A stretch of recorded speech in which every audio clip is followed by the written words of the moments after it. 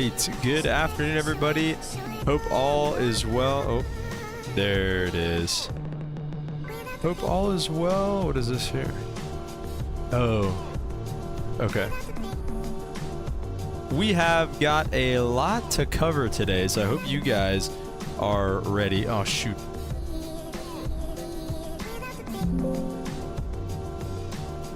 We got a lot to cover today, and we got a lot, or we got a lot of flights. We have two. There we go. We have two flights to do today.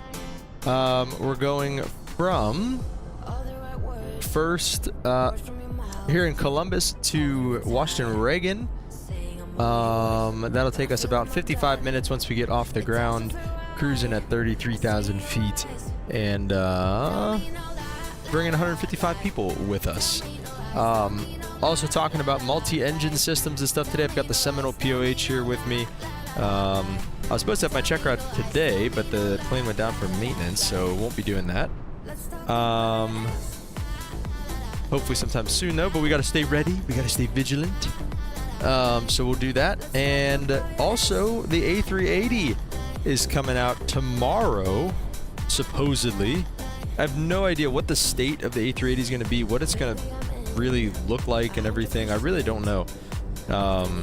You know, hopefully it's as good as the fly-by-wire 320neo, which is great. And if it's that good, then we'll be doing just fine. We are going to be on VATSIM Southwest 3320, as you can see at the top of the screen here with the Fly Live Studio, for our first flight over to DCA. We have no ATC on board, or not on board, no ATC unfortunately today. Yet, you never know. I was going to go to Baltimore, but then I remembered how bad the Baltimore airport actually is, so we're not going to do that. So anyways, excuse me, all that being said, let's jump inside the airplane and get everything started. We'll pause the music for a little bit. Obviously, one of the biggest things about the 737 right now is the new tablet. And really, I mean, it's not that new. It's just has some new features. And one of the biggest ones are the, I guess, the ground services here. This menu, the ground operations tab now in the EFB. Not a whole lot has changed in the performance tool or the EFB. Now the EFB does. So I don't think I have to do anything because I did this earlier. But you can have your nav data and like Navigraph charts on here now. I think that's what that means. So we'll see once we get into the flight plan and everything like that. Let's request data from SimBrief actually. Now that I think about it, 3320 KCMH-KDCA-KBNA. So yeah, that all looks good there. And then departure CMH. Let's just get the airport chart first. Let's see what that looks like. And then a SID. Okay, perfect. Yeah, so it's just Navigraph charts now, which I don't know. Was it not before? I forget what it looked like before. But anyways, let's see. It doesn't have us on a departure. Are there no departures out of here? Direct to Owebo. So yeah, no departures out of Columbus, it doesn't look like. And then going into DCA, we'll get the airport chart up. The star, we're taking the Freedom 6 for runway 19 from Bucko. We'll look at the River Visual 19 and maybe one of these RNAVs, probably just the GPS. Is it LP? RNAV GPS, RNAV. MDA, let's see, it doesn't really say. So we'll go with this one then, I guess, for now. So we don't have to deal with the RNP stuff. Okay. So that's that. We'll just look at the pinned charts. Departure pinned first. Okay. Okay, there we go. All right. There we are. We're on the East Apron here in Columbus. Let's jump upstairs and do some of these pre-flight items. We'll get the navs. Start aligning them. We don't need the yaw damper right now. No fuel pumps for now. Emergency battery, or that was the regular battery, never mind. Ground power, I believe, is connected. No generators yet. Emergency lights, that's what I meant to say right there. Those are on. Seatbelt signs can come on. And let's get the window heat on. And we can just get the electric hydraulic pumps on as well. Other than that, we're all good there. Cruising out to 33,000 feet initially. We'll see if we got to change that. I'm not sure what the landing elevation in DCA is. I think I can find out in like 2 seconds. So 14 feet. So basically, yeah, we'll just leave it at 0. And those are on steady already. All right, we're looking good here. It's early yet, but we're looking good.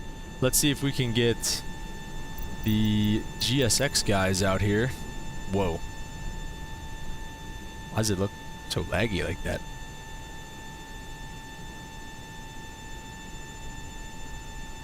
Okay.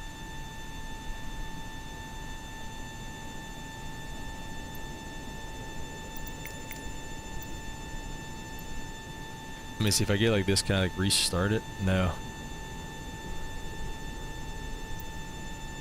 Wow. Alright, well, no GSX, I guess. So let's just, you know what? I mean, that's what the tablet's for, I guess. Perfect. Let's go to ground operations. Let's just open, that door's open. Let's get the, forward and aft cargo doors open.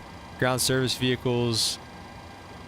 Let's just get aft cargo, forward cargo. We don't need the cleaning. Let's get the fuel truck. We don't need a maintenance van. We'll get some water going, lavatory service going back there, door management. I think we're looking good there. And maintenance. Oh, look at that. That's pretty cool.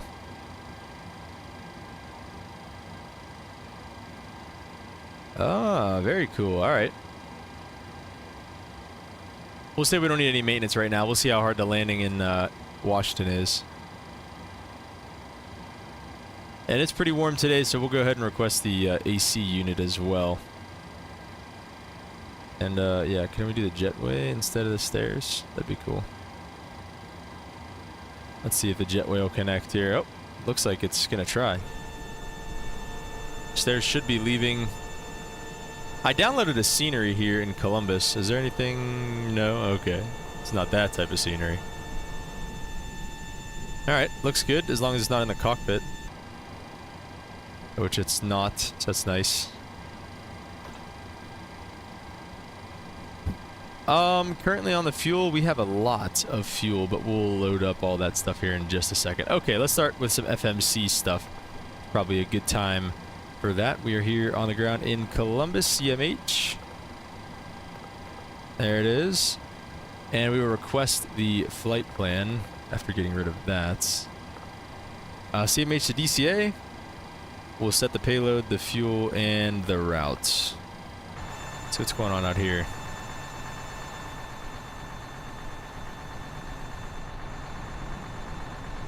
Nice.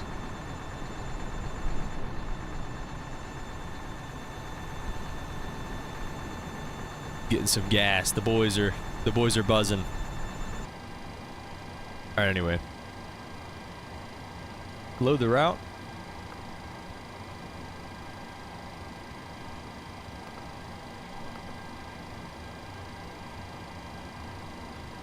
$33.20 CMH to DCA looks good to me. Departing here. Let's see. What is the weather? Let's activate it.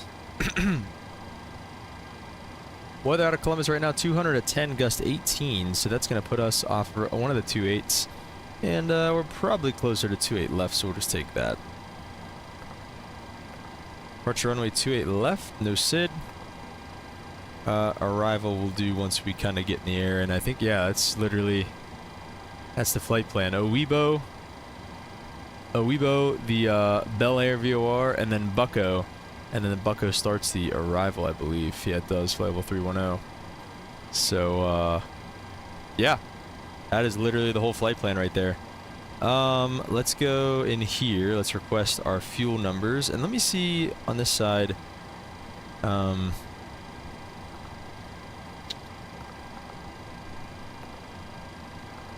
Legs, maybe route data. Okay, here we go. Request the winds.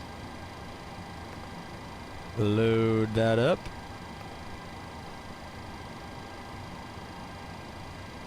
$310 is fine. And let's just go over here and run through some performance numbers then. Performance tool. John Glenn, off runway 28 left. It's dry. Import from aircraft. Import from... I never really understood the difference. Oh, I guess from what... Okay. Well, it's like 200 pounds difference, 500 pounds difference. I think that's okay. Import the weather and calculate our numbers. Flaps 5, 92.4, takeoff 1, cell temp 39. So let's kind of go through some of that. Let's load these winds up. That is lovely. Great. Okay. All right, N1 limit. I think it was takeoff 1, I think it was, right? Takeoff 1. We'll do climb 1. 39 on the cell temp. I'm sorry. Yeah, 39. All right, 39 on the cell temp, 93.2. That's pretty close, 92.4. Close enough for me. Flaps 5, CG is what it is. 572 on the trim, 146 V2. So let's get this trim going to 572.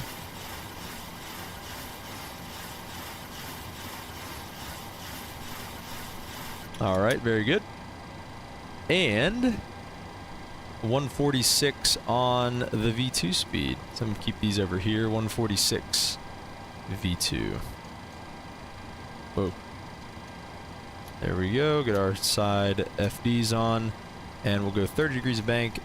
And we'll set 10,000 for now, I guess, is fine. Heading will be 280 something, 281.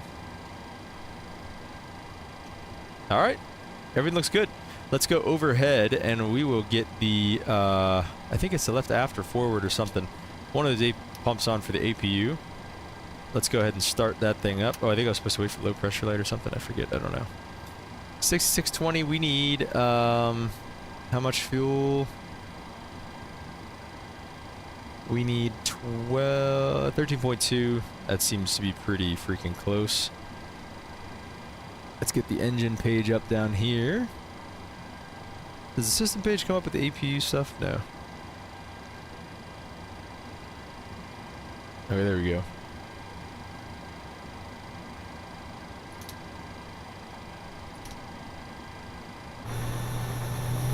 Ooh. Wow. I don't think that APU sounded like that before. That sounds really good. All right, we're going to start getting ready for departure here. Let's go ahead and set the parking brake so we can remove chocks. Parking brake is set. Chocks can get removed. Oh, shoot. No, wait. There, we're back.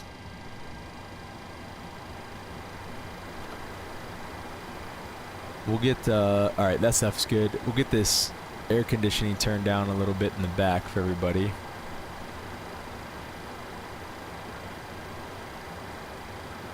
Okay.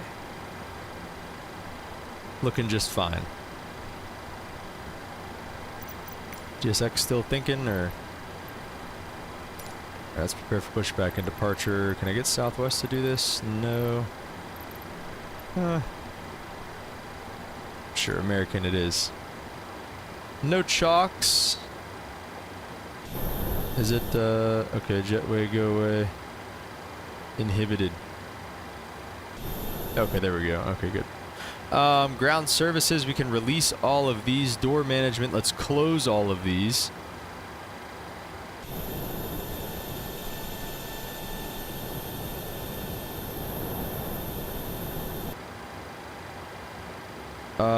There's no arm function, doesn't look like. That's fine. Maintenance, we don't need to do any maintenance.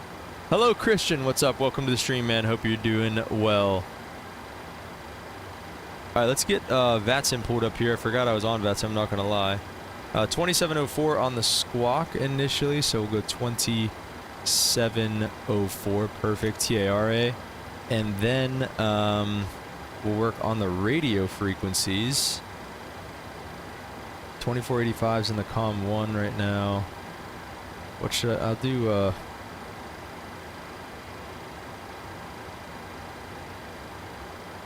let's see, what's tower? 32.7. I'll hop up on 32.7. Voo Fan Man 2G3, what's up, man? Welcome to the stream. Yes, I am a real pilot. I fly a caravan currently. I'm kind of in my hours building stage to get to flying bigger boys like these here. And I'm studying for my multi-engine check ride right now, so that's what we're going to talk a little bit about today. So yeah, I hope you are ready for that. We're going to go nose to the right. We'll get there. You know, they're going to bother me until I do this, so let's just release the parking brakes now. And let's go dual FMC op restored. Great. Hopefully I don't have to do anything again. I don't think I do. Okay, good. Let's get the packs off. And let's start up engine. Oh, I always forget if it's 1 or 2. I think it's 2 first on the 737. Let's go outside and let's see these. We'll work on the rest of the pre-flight here in a second. Let's see what these engine sounds are like, because that APU definitely sounded different.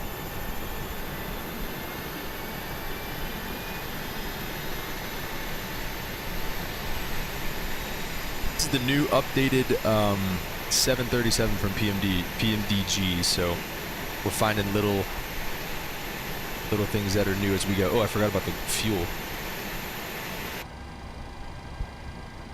Forgot we ain't an Airbus here. All right, introduce fuel.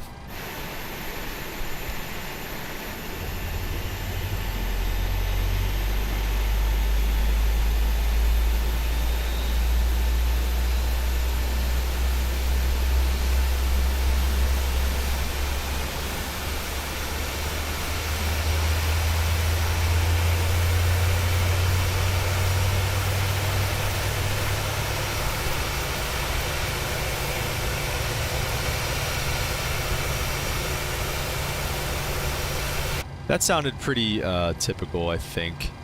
Let's go with the anti-collision light on, and let's also set the park brake. I don't know. Please release brakes immediately. No, I just said for you to stop the pushback.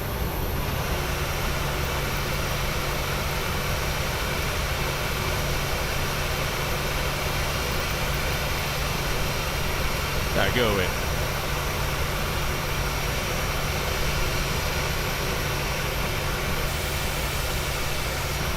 Okay. So that's fine. Let's go with the engine generator on the right side. Ooh, let's get our fuel pumps on too. How about that? Engine number 1. Let's turn that. Fan man. Okay, cool. I'm working on a pilot size at the moment. Nice. You're 15 and just started 7 hours so far. Sheesh. Good for you, man. I didn't start till right after high school, so I was about 18 years old when I started. But good for you, man, getting to start young. I took a discovery flight whenever I was 17, but then it took a little while after that to kind of get started with stuff. But good for you, man. Yeah, get started early. Heck yeah.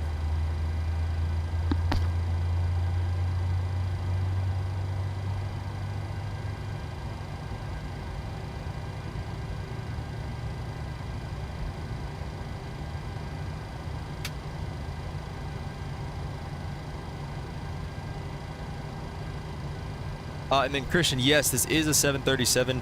Unfortunately, it's not the MAX. I don't have that yet, but I am planning on getting that at some point soon. Yeah.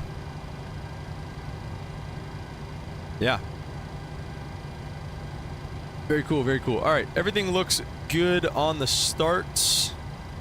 We'll go overhead. We'll get the. I mean, yeah, we'll turn the yaw damper on, I guess. I don't know how the yaw damper works in a jet, but like in the Caravan, I mean, you basically just turn the yaw damper on like once the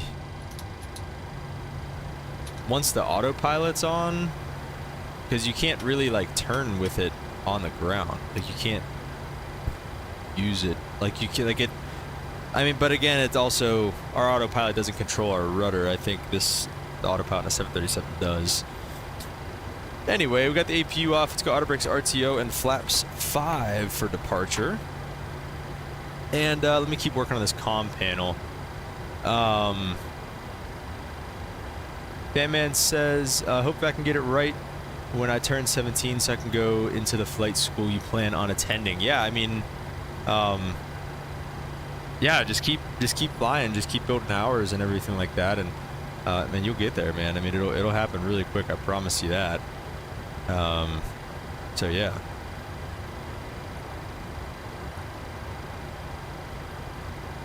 Let me do 32.7 over here. Let me see if this will work. Alright, okay, there it is. Alright, 32.7 is there.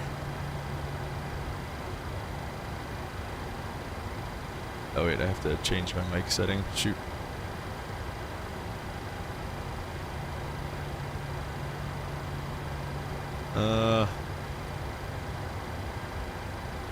Still talking on 24.8.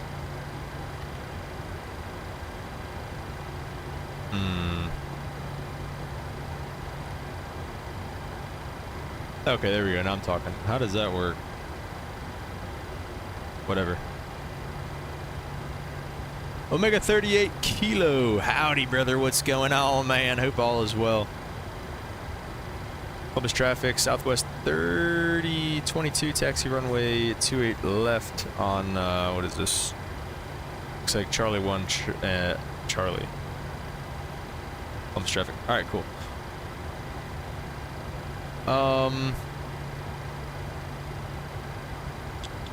Looks like I'm the only person here, so I'm the only person who heard that terrible radio call. We can start rolling in a second. What am I forgetting? I wanted to do something just now. Pretty sure I have everything done.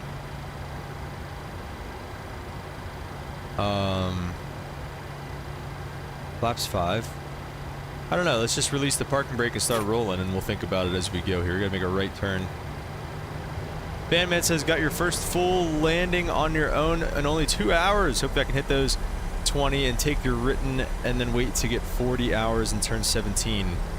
Well, landing on your own in 2 hours, that's impressive because it took me. I don't know exactly when I did my first full landing. I know I soloed at about somewhere between 15 and 20 hours is whenever I soloed. But yeah, it's, getting your first full landing. I remember the instructor that I got my first full landing like on my own with was like not even my actual instructor. It was probably I was probably at like 3 or 4 or 5 hours, something like that. But I hadn't landed yet, and he was like, have you landed yet? I was like, no. And he was like, all right, well, you're going to learn today. I was like, let's go.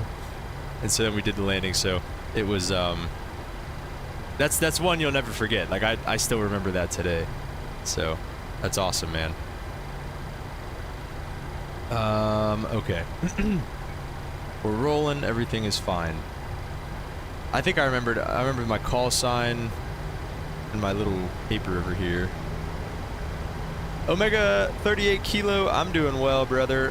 Like I said, hope you're doing well also. And yeah, I mean, so far so good here with the new 737 update. I mean, it says improved ground handling. The rudder definitely doesn't feel as like touchy. Like I'm full right rudder deflection right now, and like I'm full left rudder deflection right now. And it feels like heavier on the ground too. Let me see what oh, I want to turn the yaw damper off and see if that changes anything like on the ground. No, not really. Is that a CAS message? Oh, the air conditioning? What about it? Looks fine. Maybe it's just cold. Ram door open, ram door open. Ram door full open. Maybe I need to turn that to like auto to shut it or something. I don't know. Just off the center line there. Bandman says, still haven't soloed, however, I was able to land without any assistance at 2 hours. It was the most rewarding feeling. Oh, just wait till you solo, man. I don't know how you're gonna feel, but whenever I soloed, I felt like I was forgetting something. Like I felt like I was missing my instructor. Like I felt like I was missing something in a way. So yeah, dude, like it's a surreal feeling. It really feels like fake kind of whenever you do it on your own. But if you have any questions, you know, feel free to ask. Like I said, I'm working on my multi-engine. I am flying quote unquote professionally, I guess, if you want to call it that. I have a lot of videos on my channel. If you go back and look through, I have some playlists titled like how to fly, about like pick and flight schools and like stuff like that. And I went through all the maneuvers on my commercial check ride, and we did a multi-engine stream just the other day. So yeah, a lot of stuff to look back on if you want to do that, feel free. Columbus traffic, Southwest 3320, taking runway 28 left for a eastbound departure. Columbus. All right, let's do it. Let's get our lights on. And strobe lights on, wing lights on, logo light can stay off, it's fine. Yeah, like I said, so far so good with this thing. Batman says, yeah, I've been told you climb out crazy fast when it's just you. Maybe. I mean, everybody's different. Like, whatever you feel is going to be different from what I felt, I'm sure. I don't know if I necessarily felt like I climbed out crazy fast. But yeah. All right, I'll get back to the chat here in just a second. Let's spool up these engines and toga. Oh shoot, do I have auto throttle on? I do now. And let's toga again. Let's re-toga, there we go. Toga. And we're gonna be runway heading initially. I don't know why it's pointing at the ground like that. Okay, there comes the flight director. 80 knots.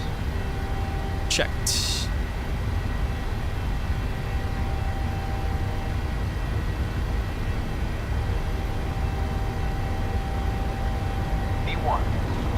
Rotate. Alright, rotate. That definitely feels a lot better. I don't know what this right Positive rate of climb. aileron is. Let's go gear up.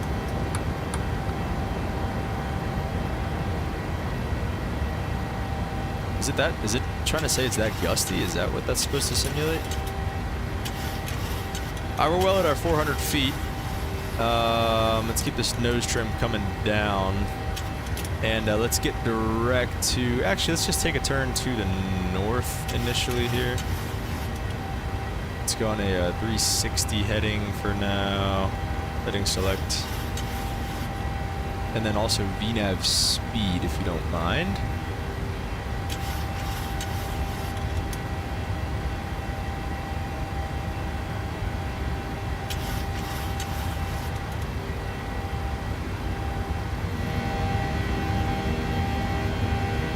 Looking good, the beautiful fall trees on the ground. Let's go flaps 1.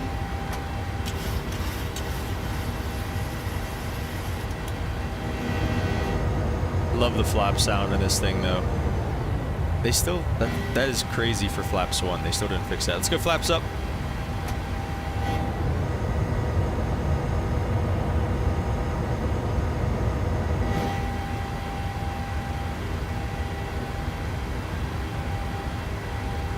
There's our north heading. And now let's get a turn. We'll go all the way to the east, I think, here, and then we'll get direct OEBO here. Hello? Oh, my nose. My full nose down or something, I guess. I don't know. Let's go to the east, and then we'll get direct OEBO once we get a little closer over there. Ayo, all right. Wow. It definitely does feel a little bit better to hand fly and everything.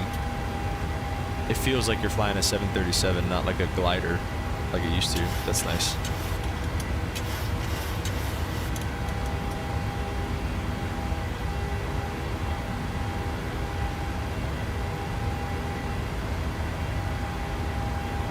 And once we roll out on the east heading, I'll set up the autopilot.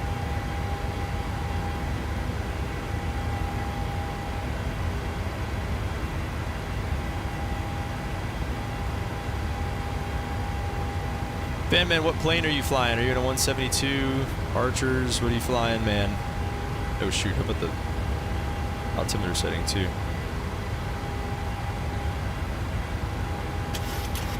Alright, there's our east heading. Let's go autopilot 2.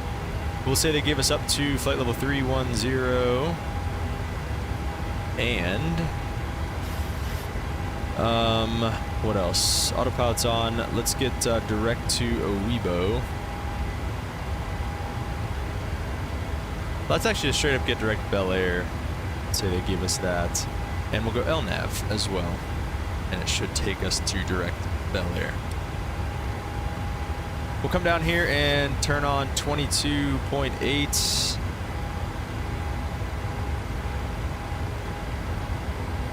$31,000 for now, actually. Let me see. What does it give me? Oh yeah, we can definitely get the 33. Let's do it. Let's go to 33,000. I don't know why it only gave me 31 at first. Yeah, we got 33,000 set up there already.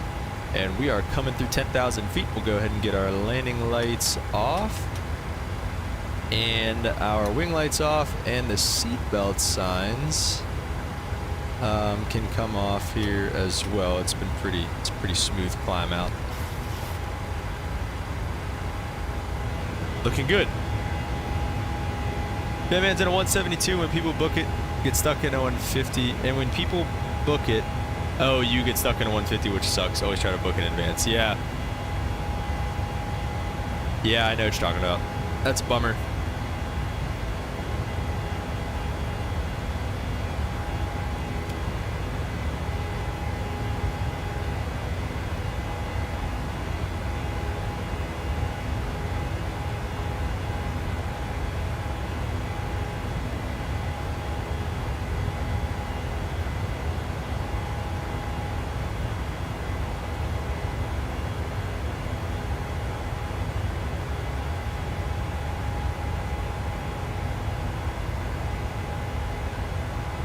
Beautiful. Been a minute since we were in the Southwest. I would love to be flying a Max right now, but we'll get there when we get there.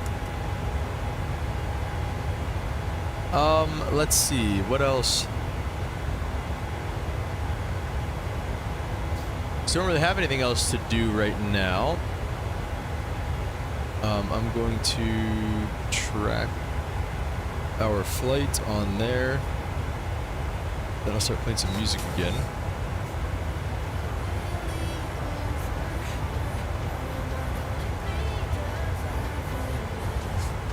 Batman says we use Flight Circle to book flights, so people are in a frenzy to book the 172s the company has. We use not Flight Aware. Flight Schedule Pro is what we use. I assume Flight Circle is probably a pretty similar thing. Is it to the flying club or is it actually like a flight school?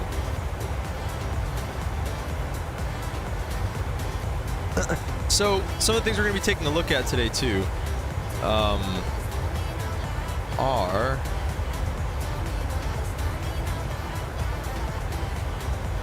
let's see. First of all, I want to take a look at VATSIM again because there are just so many people are flying the A380 so much on here right now, and I'm just wondering.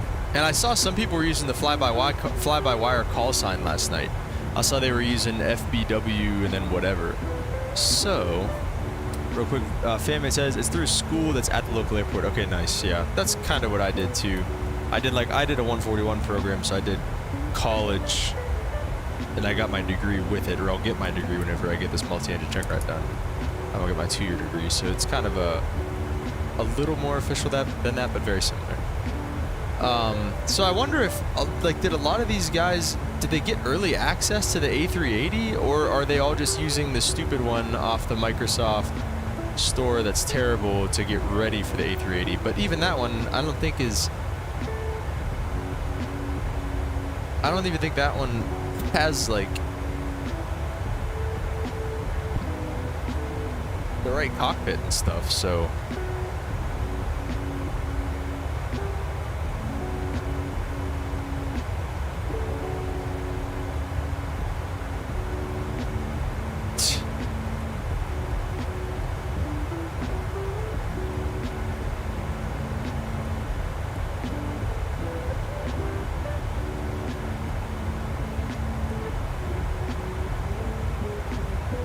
Okay, I guess we'll just have to see.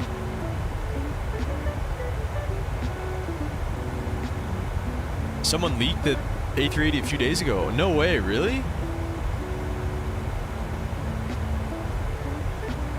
Like the actual download file for it? So are these guys actually flying the real fly-by-wire A380? It's not like the stupid fake one?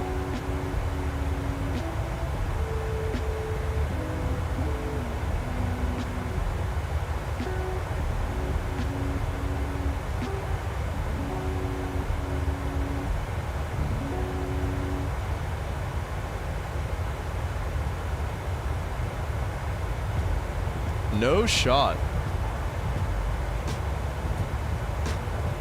I did not know that. That's actually crazy. Probably 318,000 at this point. Wow, that's wild, dude. Actually, like, I had no idea.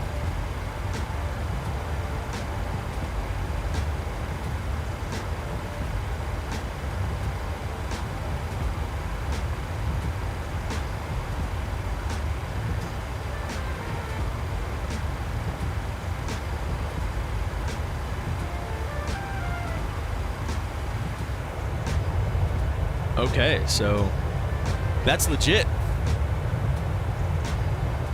Dang, bro. Did they take the freaking website down that they leaked it to, or can we still get it?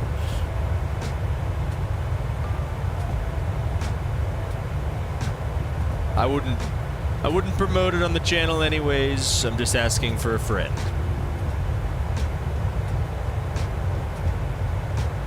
Yeah, right, Omega. Like, why not? It literally releases tomorrow.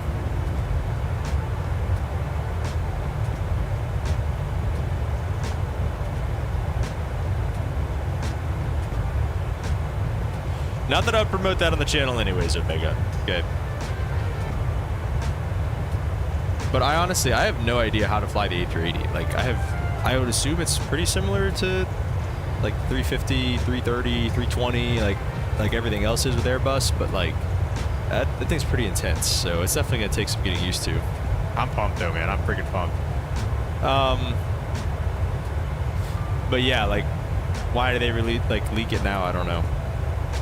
Probably because now it's the first time it's actually been able to even be leaked. Probably wasn't even like worth leaking a while ago. Anyway, we're going to be going over some Seminole system stuff today and just some general multi-engine aerodynamics and things.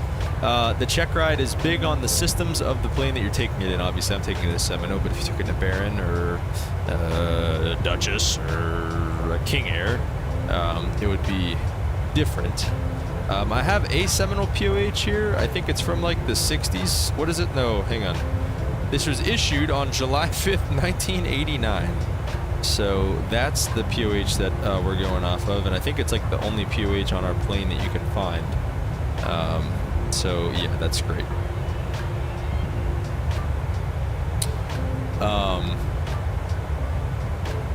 Omega says all I heard was a streamer uploaded it to his Google Drive and posted on his stream. Dang, bro, that's some dirty work right there. That's crazy. Look at Fly Live Studio today too, working like a charm. Counting our altitude and everything. This is great. So like I said, I have the POH here, and we'll look through that a little bit. I might do more of that on my own, but the big thing that I want to talk about is some of these aerodynamics and stuff like that. And one of the biggest things that's on the check ride is talking about the critical engine. And the critical engine is essentially the engine that has the most negative effect on directional control when it fails. So let's look into that a little bit, and let's see if I even described that correctly. Critical engine definition. So what did I say? I said the critical engine is the engine that has the least favorable effect on directional control when it fails. And the Google says the critical engine is the engine on a multi-engine aircraft that, if it fails, it would negatively affect the aircraft's performance and handling. So that makes sense. So the next question is, how do you determine? I think how you'd ask that is how you would determine what engine is the critical engine, the 4 factors of a critical engine, what defines a critical engine. I think that's, okay, no, that's that. 4 factors, that's the PAST acronym. So I guess let's just talk about that first. So the 4 factors of the critical engine, you can identify with the PAST acronym. And the PAST acronym is PAST. P factor is the P. And basically P factor is saying that the descending blade is taking a bigger bite of the ascending blade. So if you were to draw two airplanes and one of them had the right engine failed and the other one had the left engine failed, if the props rotate from 12 to 6, let's say clockwise, let's say clockwise on both engines, so you'd have same thing outside and inside. You'd have the lower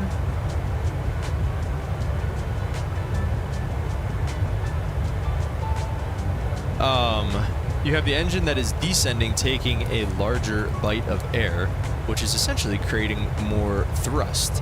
So that's why Fan Man in your 172, I don't want to say your little 172, it's not like the Seminole is much bigger, but in your 172, in any single engine, any bladed aircraft, in a C-130, any prop aircraft, P factor is basically that that descending blade taking a bigger bite of air than the ascending blade, and it's all based off of where the arm is of that descending blade from the center of gravity. So obviously if you have the left engine operating and the right engine failed, the arm is much shorter to the center of gravity, versus if you have the right engine failed and the left engine operating, the arm is much longer. So I believe that would make the left engine more critical because the arm is shorter, and I think that's makes it more like aggressive. Or is it the other way around? Let me see. Descending blade of each propeller produces more thrust than the ascending blade, which offsets the center of thrust to the right of each engine. This means that the distance between the center of thrust and launch dash is greater on the right engine than the left, which gives the left engine more leverage. So wait, let me hit the images.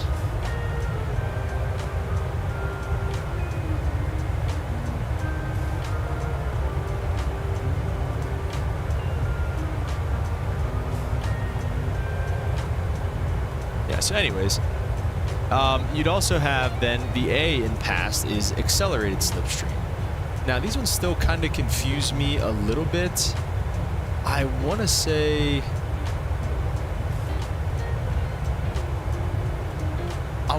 that the accelerated slipstream is just from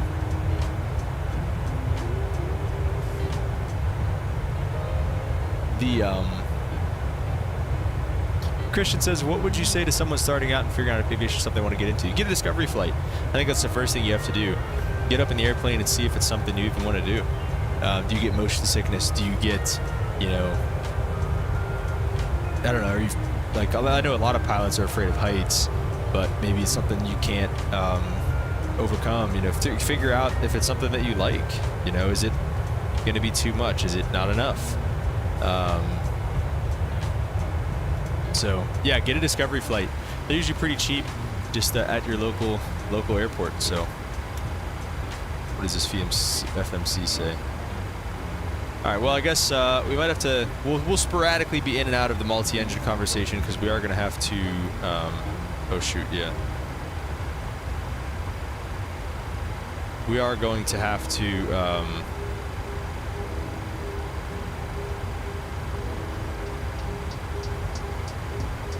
oh shoot, it stopped me at 30. Okay, wait, then no, just keep me there. I didn't realize it stopped me. Just keep me at 310. Usually those discovery flights are a little bit cheaper though. Zillav, I do remember you. You going from DCA to Nashville, or are you flying over Virginia right now?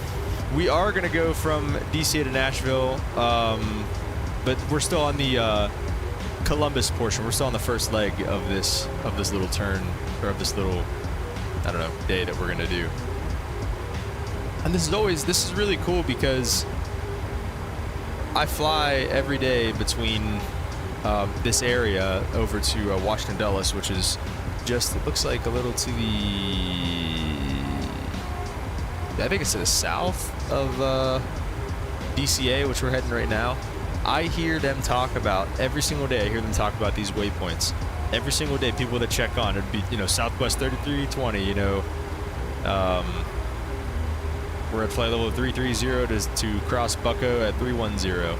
And that's exactly, look what we got right here. We got Bucko 310. So now it's cool. Now I know exactly what they're always talking about. That's neat. And they always tell them too, they're always like Southwest 3320, you know, descend via the Freedom 6, comply with the restriction at Bucko, and, you know, bravery, courage, pledge, freedom. I hear those waypoints all the time. So this is cool to actually get to do it like ourselves. Okay, so you're flying over Pennsylvania, Zilab says. Zilab, no, we're technically, we're very close to the Pennsylvania-West Virginia border. If we're not, no, we're definitely in West Virginia right now. Yeah, we're over West Virginia. For sure. So let's come down here now and let's take a look at this stuff. We got flaps actually, we might do flaps 40 on this approach, I'm not gonna lie. Because these runways are short, are they not? Runway 19 is 7,000 feet long. That's long enough, but we'll play it safe and go flaps 40. Oh, Zilla, I'm sorry, Ziav.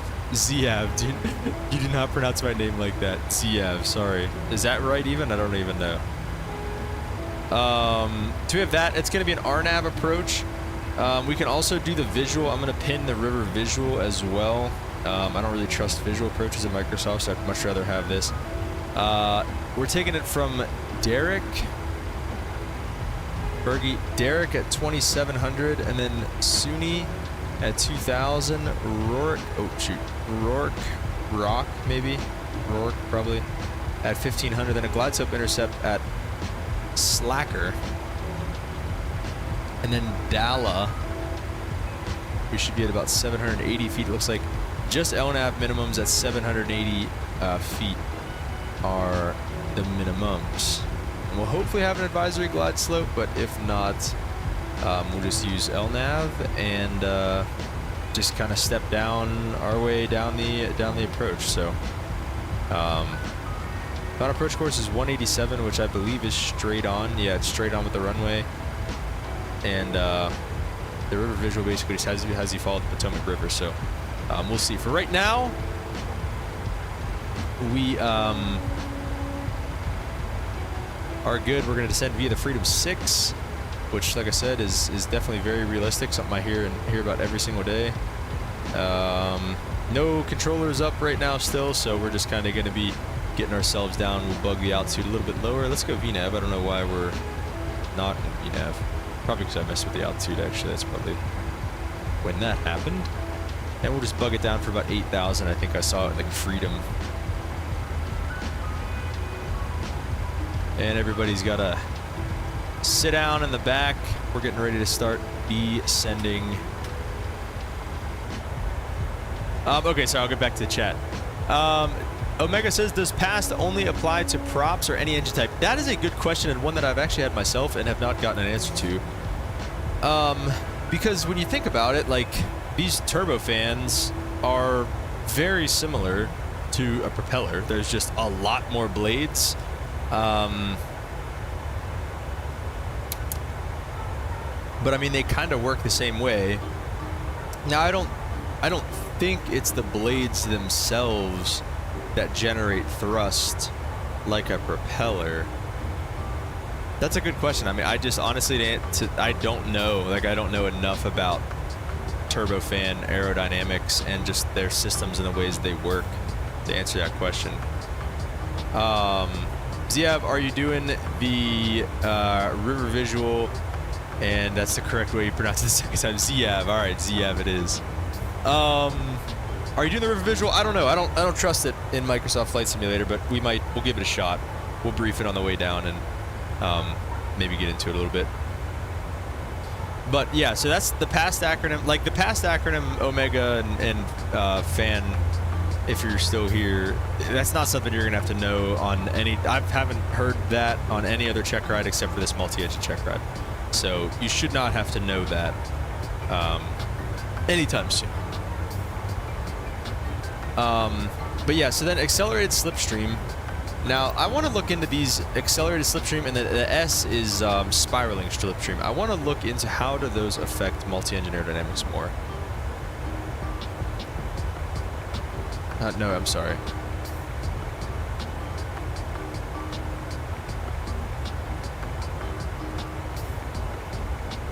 How does accelerated slipstream affect the engine? Okay, so let's take a look at this. Accelerated slipstream. Lift can be roughly defined as an upward force resulting from an airstream going over and under a wing. On an aircraft with props mounted on the wing, which the Seminole obviously has. Holy crap, this is some crazy bank for being at cruise. I should have turned that down a little bit, my bad. Yeah, 280 knots, whatever.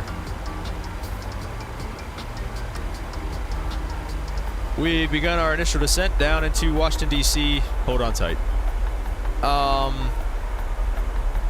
Okay, so on an aircraft with props mounted on the wing, the prop wash from the engine will accelerate the airstream over the portion of the wing directly behind the propeller. This results in much greater lift behind the propeller than at other spots on the wing. From the P factor effect, the right wing center of lift will be further from the CG than the left-hand wing. That's because of where the that's if you have conventional rotating propellers where they rotate away from each other, or they both rotate the same direction. I'm sorry. Yeah. While the failure of either engine will cause a rolling motion towards the inoperative side, the rolling motion will be more severe with the right engine operating. Thus, the failure of the left-hand engine is critical. Again, this depends on both engines turning clockwise when viewed from the rear. Right. So, oh, there you go. It literally says in this article, turbojet and turbofan powered aircraft are not normally considered to have a critical engine. So there you go, Omega. Ziav says, do you want a crazy landing that nobody knows about but is really hard? Try landing RNAV runway 21 at Albuquerque. What about Cadavo going north so like cross another runway? All right, whenever next time we go to Albuquerque, I will keep that in mind. We'll definitely do that.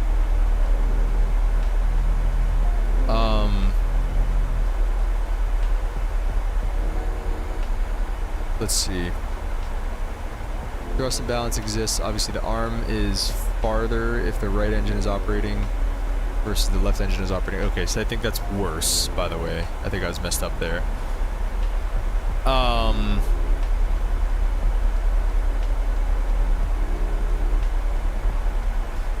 So the operating right-hand engine will produce a more severe yaw towards the dead engine, thus making the failure of the left engine more critical.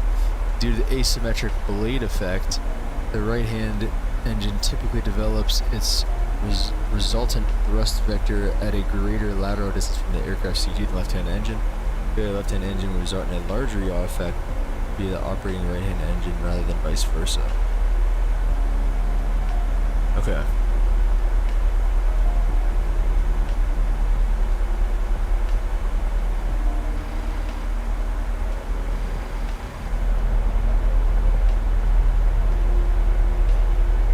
Okay. So again, the accelerated slipstream, it sounds like, is basically just when you have a failed engine.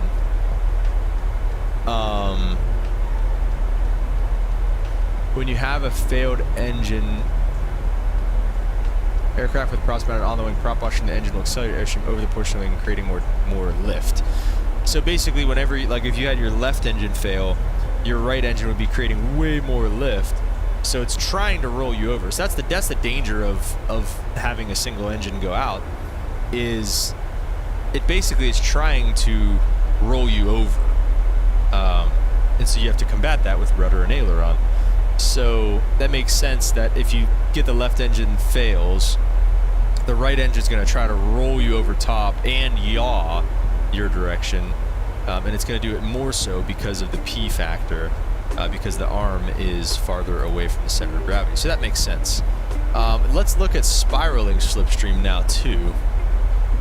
ZF says you want to do this and be realistic. The best route to take for the Southwest Airlines Dallas to Albuquerque as this approach requires you to, instead of lining up, avoid mountains by going south then north. Okay, interesting. Once you go far south enough to pass the mountains, you will turn and hug the mountains each and every while or so, turning slightly more towards them. Once you see the hill, you get dangerously close and do a procedure turn 180, kind of visual to the runway where there is not a lot of time to center line, especially at the crosswind. All right, sounds fun. We'll definitely give that a shot. Okay, so let's see. Also, this says accelerated slipstream affects the critical engine in a few ways. Leverage.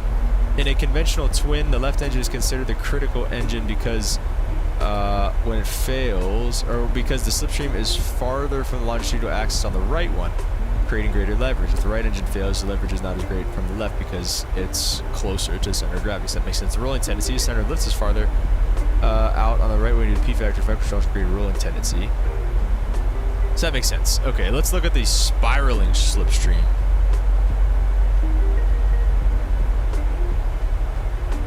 So Google AI says spiraling slipstream from a prop affects critical engine multi-engine in the following ways.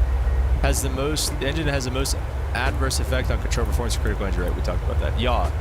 The spiraling slipstream from the critical engine hits the tail section, counteracting the yawing motion by the failure of the non-critical engine. If the critical engine fails, the non-critical engine slipstream does not hit the tail and does not counteract the yawing motion. The failure of the critical engine results in greater roll force asymmetry than failure of the non-critical engine.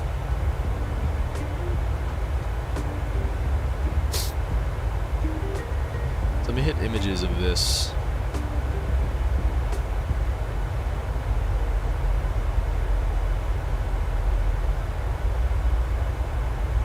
So it comes from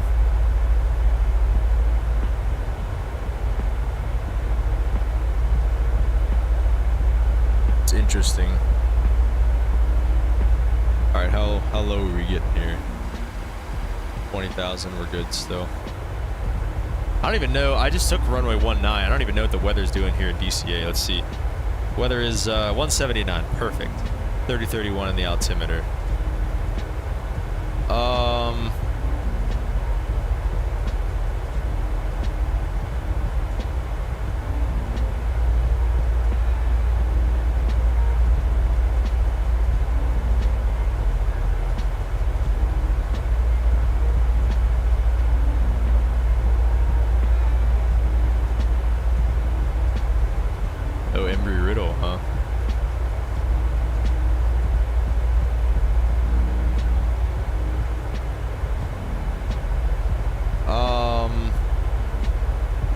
So look at this. This is a good example of the spiraling slipstream.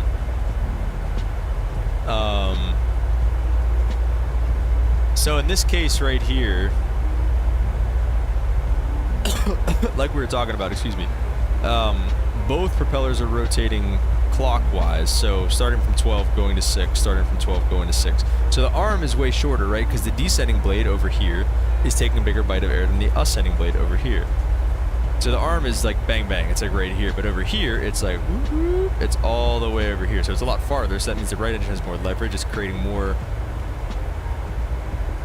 of that slipstream, I guess. So I guess the slipstream comes from the ascending side and hits the rudder back here.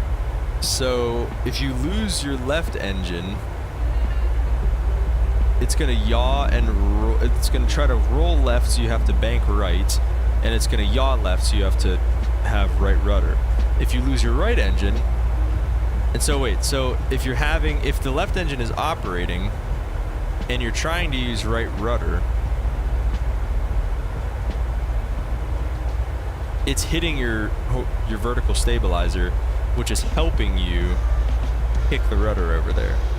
Versus if you lose your left engine, you don't have this slipstream, and the right engine is operating, this is doing nothing.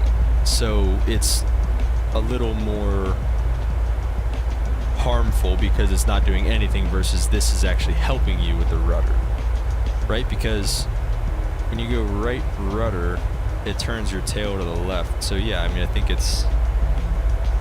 that makes sense. Let's see, what does this say? This says the spiraling slipstream from the left engine hits the tail from the left. In case of a right engine failure, this tail force will counteract the yaw to the dead engine, which is a good thing, I think. In the case of a left engine failure, the slipstream does not hit the tail at all, so there's more of a loss of directional control. This is why the left engine is more critical. Okay, right, that's kind of what I was saying. Peyton Correa, welcome to the stream. Multi-aerodynamics, I'm about to do multi-check ride in a couple weeks. Nice, man. Yeah, I got my multi-check ride here in a couple days. We actually just did a stream the other day where we flew the Seminole and talked about all kinds of stuff. We actually went through the whole multi-engine check ride the other day, so feel free to watch that if you want to. And I just found this little stuff on here, which looks pretty good. And I'm looking through, what's it called? What's their freaking name? Embry-Riddle. Okay, let's look up the last one here of the past acronym. Whoa, torque, I almost fell out my chair.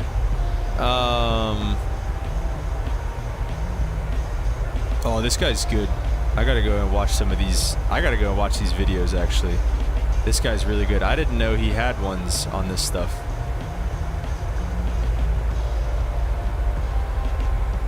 Oh, wow, we gotta watch those. Am I allowed to just watch his videos on my YouTube? I don't think I'm allowed to do that. I'm not making any money, though, to be fair. So, basically, how I understand the torque is the equal and opposite reaction. So if you have engines rotating to the right, you're going to have an equal and opposite reaction coming back to the left. So if your right engine fails, it's not that big of a deal because you need the left, you yaw to the left anyways. Or if it is a bigger deal because you need to yaw to the left it wants to do worse. Versus if your left engine fails, it's going to yaw to the left, so you have to have more right rudder going into the right engine, I think. I don't know if that makes sense or not. The Riddle packet. I didn't know that was a thing. I have not been presented with the Riddle packet, yes. Or yet. Alright, let's get the standard altimeter setting, and then 3028, I think it was like 29 or something, so that's close enough. And then the minimums on this approach are 780, so we will set those, but...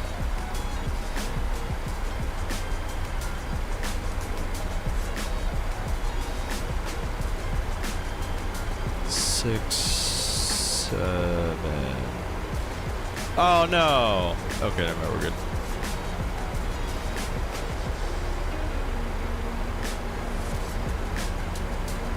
We'll talk more about it. We'll have more time in cruise. We'll talk more about it on the way over to Nashville.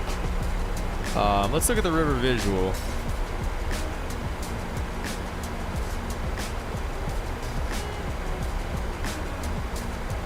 I think it's like right after Fergie. I don't know. I'm probably just... I mean, the RNAV runway 19 is basically the river visual anyways. So we'll probably just keep rocking with this. Let me see the plan phase real quick, and then we'll get our data on.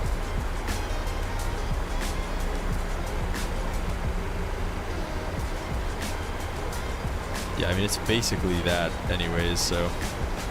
This never goes well, by the way. I've done this a few times. I don't know if I've ever done it on the channel, but I've done it a few times, like just in flight sim in general, and this never goes well. So we'll see.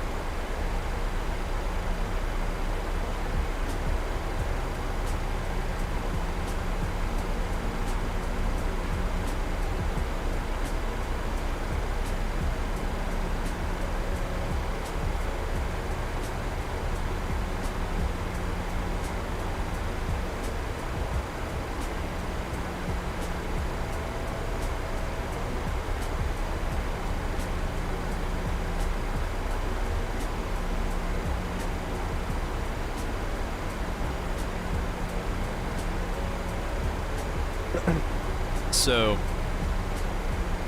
we'll get our landing lights on. We're gonna be close to 10,000 feet here soon. We'll go back outside, and I do want to look at that riddle packet a little bit more. So also, by the way, Omega and Fan, you know, this PAST acronym is great and all, but then you fly an airplane like the Seminole, which has counter-rotating props. So remember in that illustration, we were just looking at both propellers were rotating to the right. Well, imagine now your right-hand engine is rotating to the left, so they're both rotating in towards each other. This essentially gets rid of the critical engine thing, so it doesn't even have a critical engine at that point. So there's that. Okay, I want to look at this Embruto packet a little bit. So yeah, okay, so torque is the first thing I'm looking at. So both props are rotating to the right. The resulting torque is back to the left.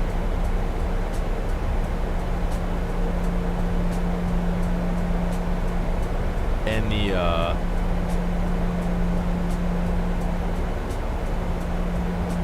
yes, let's see. Counter-rotating twin. Result of torque equals none. Both engines cancel each other out. Oh yeah, and a counter-rotating too, right? Because either way, your torque's going outwards.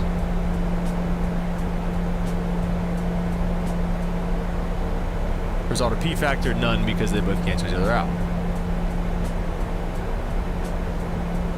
Two motions when an engine failure happens: yaw and roll. The yaw comes from asymmetrical thrust, which cause a yawing moment around the CG towards the inoperative engine. The roll, the yawing moment from above, will cause the wing with the operating engine to move faster through the air as the airplane yaws, causing a faster velocity of air over the wing with the operating engine, meaning more lift. It results in a roll towards the inoperative engine, which I'm kind of thinking also goes in with the accelerated slipstream. But this second point says induced flow, in quotes, accelerated slipstream, over the wing from the operating engine, and the lack of induced flow, also accelerated slipstream, over the inoperative engine. Oh, okay. That makes sense. So the accelerated slipstream, basically saying the accelerated slipstream over the right engine is higher than the one over the left engine because the left one isn't generating any thrust in their prop wash. It causes asymmetrical lift as well, resulting in a rolling moment around the CG. So basically, the P factor and the torque cause well, I think the torque is still a rolling moment too, actually.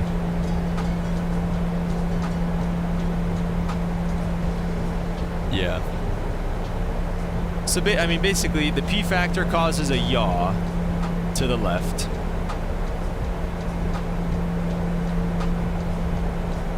And then the I think everything else is a rolling moment, I'm pretty sure.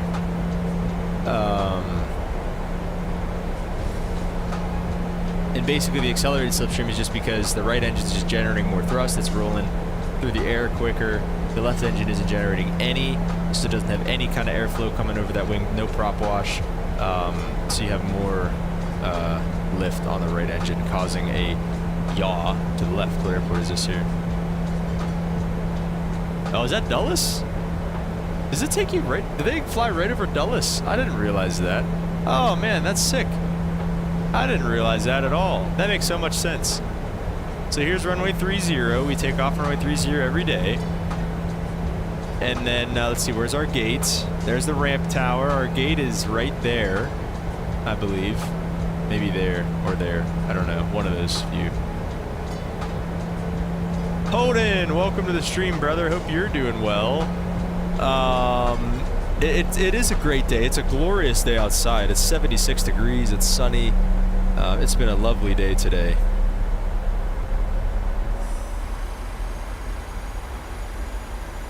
All right, let's see. Is it time to lock in? I think it's time to lock in. We're kind of high here, are we not? By the way. Yeah, freedom at 8,000. Okay, so we got to start getting down.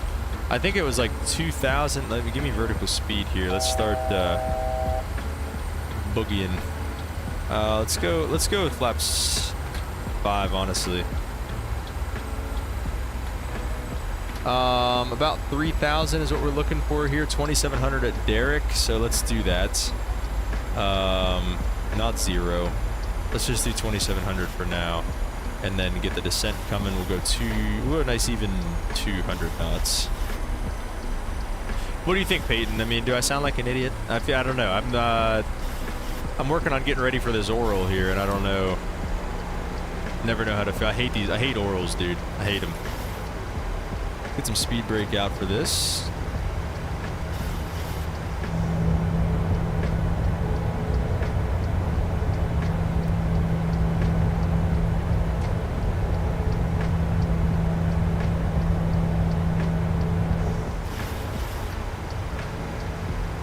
The final approach fix is Slacker, which is only probably about 5 miles from Derrick. So we do have to be kind of more or less configured. Let's get more speed brake out. And let's start putting more flaps out. I mean, honestly, best thing I could probably do right now is throw the gear down. So let's do that.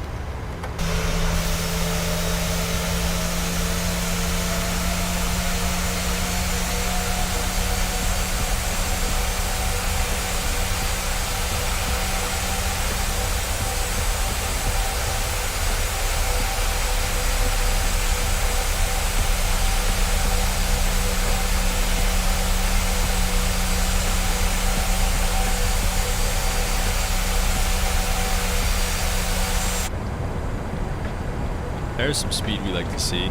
Let's try to go flaps 10 here. 19.1 is tower, so we'll put that in there just so we can kind of make some calls.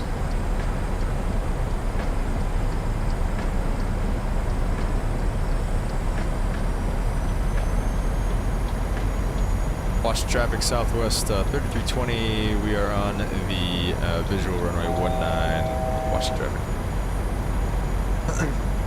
All right, let's keep the speed coming back. Let's go like 180 knots. Honestly, if I can get fully configured now, I'd probably like to be. So let's just look for that 139 knots. Let's go flaps 15. We'll go 100. We'll just go 140. We'll go 145. Accelerator slipstreams as well as the descending blade is further away from the CG, causing a greater rolling moment. Okay, that makes sense. So basically, I mean, it seems like this all pertains to this rolling moment. Basically, it seems like I don't know. It seems like all those factors kind of pertain to that for the most part. All right, let's get that speed brake out of there. We're flaps 40, green light. We're fully configured. 2,000 is the next waypoint here, or the next altitude restriction. Reagan traffic, American 6206, back Delta 43. No idea what he just said. Give me direct SUNY, that's where we're at. 2,000 vertical speed. Let's keep it coming down here. Keep it coming down here. Huh? What's the matter? What are we doing?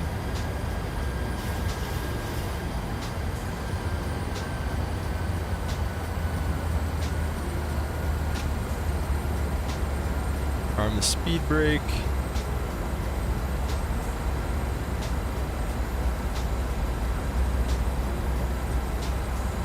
$2,000 and then to 1,500. So I'll just set 1,500 now, and we'll just try to be at 1,500 by the next waypoint. All right. Next one is 1020 at Slacker. That's the final approach fix. That is not runway 19. That is a mistake that I've made in the past. Runway 9 goes like this. Let's pause this music so we can lock in. That guy said he was American something or other. Let's keep this coming down to about 1,100, I guess.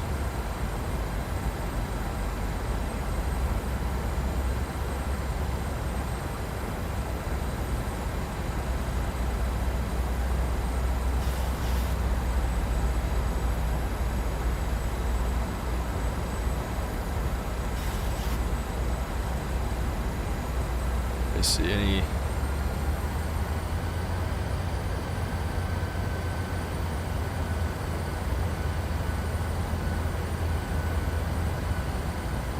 Alright, let's see. It recommends you to be about 900 feet at this point, so let's keep this coming down. Very good traffic. American 1606 taxi, runway 19er via Kilo or Juliet. Moving the whole short 19er. Break. Regular traffic, Southwest 3320, we're over the Key Bridge. Short final runway 19. Regular traffic. Alright, so I believe that's runway 19 right there. Let's go ahead and do this. Let's go auto throttle off. Let's get the autopilot off. Let's keep this descent coming down. I think we got to go idle here and boogie on for this runway.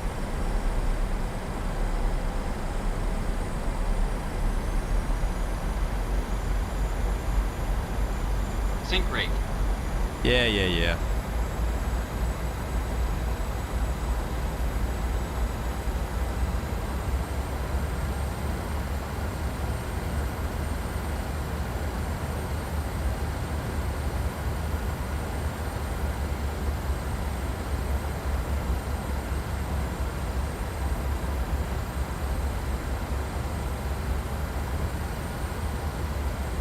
Oh, we got high. DC traffic Delta 2073 is through 10,000 into inbound Freedom for the visual 50. runway 19. 30. Currently on the Freedom 6 arrival, 10. DC traffic. Oh no, I picked it up too much. Oh, we gotta get back down. We don't have much runway. Had to kind of slam it there. It is what it is. It definitely felt better than it used to. That's for sure. Alright, we're gonna make this right on the. We're gonna make the right onto the runway. Regular traffic, Southwest 3320. We're gonna vacate on runway 22, then right on Juliet. Regular traffic.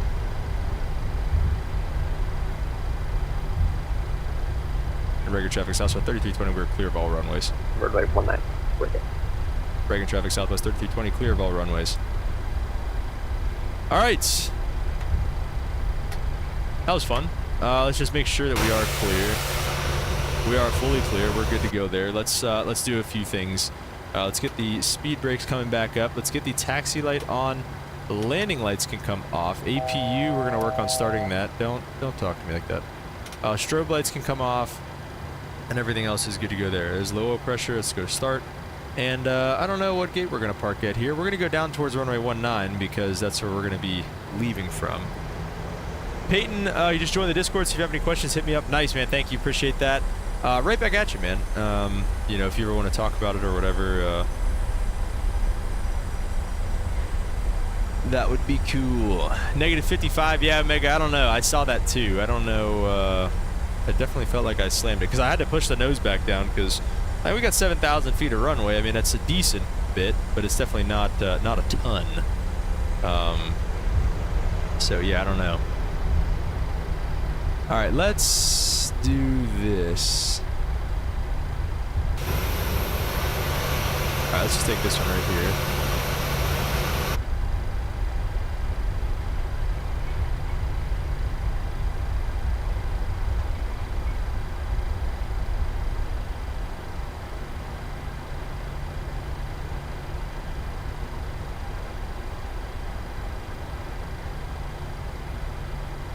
All right, let's go ahead and stop it there. Set the parking brake. And the APU generators are ready, so let's go ahead and give them the load. Regular traffic Delta 2037 And we'll get our engine bleeds currently inbound off. stand, and then together from the visual runway 19. And get our engines off as well there.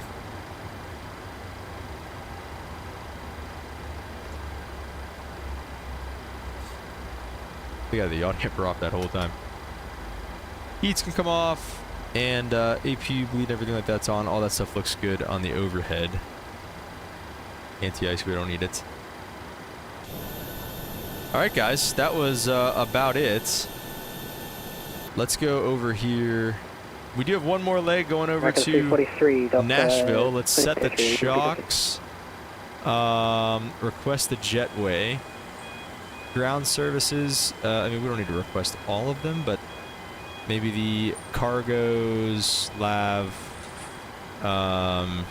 fuel truck. And let's get the maintenance van out here because we're going to take a look at some stuff here. Entry left open, and then the aft and forward cargoes can come open.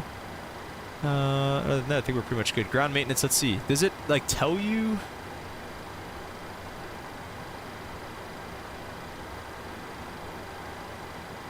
Let's cool the brakes. And let's, refill the engine oil. I don't know. Let's see if they, how they do that. Oh, I got the beacon on still? Hang on. Reagan traffic, Delta 2073 is inbound Fergie now for visual Where's the runway 19. maintenance truck? Reagan traffic. Wait, did I leave like all the lights on? Just the taxi lights. Okay. Alright, I'm an idiot. Alright. That was our first flight from DC, I'm sorry, from Columbus to DC. Quick one. And we've got a little bit of a longer one going out to, what's it called? Nashville. So just give me a few minutes and we'll get some things kind of reset on here. I'll leave it. I'm probably going to have to send you guys to this screen, unfortunately. So just give me a couple minutes and we'll be right back.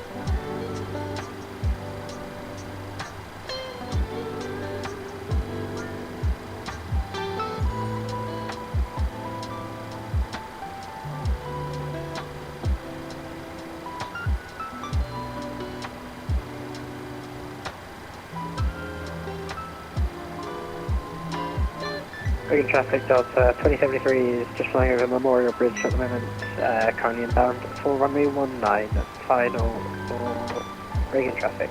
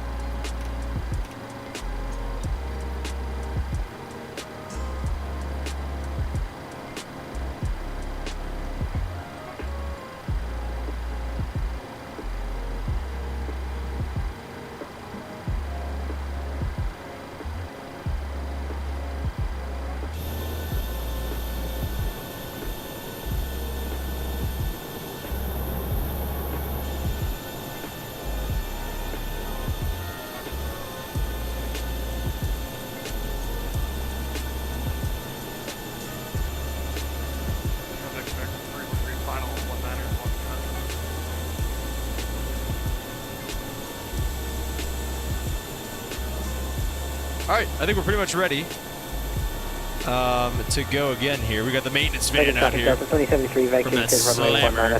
They inspected the gear. They said everything is all good to go. Got the weather here, 180 at 8, 10 and clear, temperature's 25, 3029, the altimeter, nothing has changed. We're on the Rebel 5 departure. Rebel 5 says top altitude's 5,000 feet. So we'll come over here and set that. And then we're going to come down here and do some work in the FMC. Actually, we have to request our whole flight plan. DCA to BNA, set payload, set fuel, and the routes. The fuel we're looking for today is 15. So 75 looks good to me. APU's still on and everything. All that's looking good. Let's request some numbers from here. If I don't know if it actually has them yet.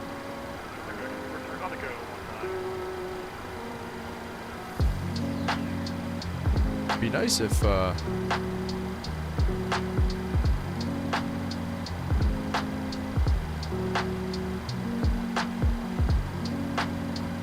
did this guy do a flight from BWI to down here?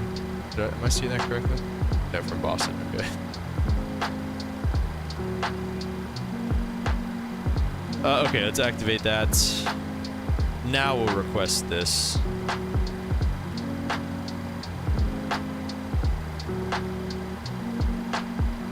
And let's go to legs real quick and we'll request some wind information. Load that. Execute that. I want it more like this anyways. I'm gonna make this my new view right here. I think I already requested that. So go to the N1 limit and we'll go over and do our calculations here in just a second. I just want to see what it does with all this.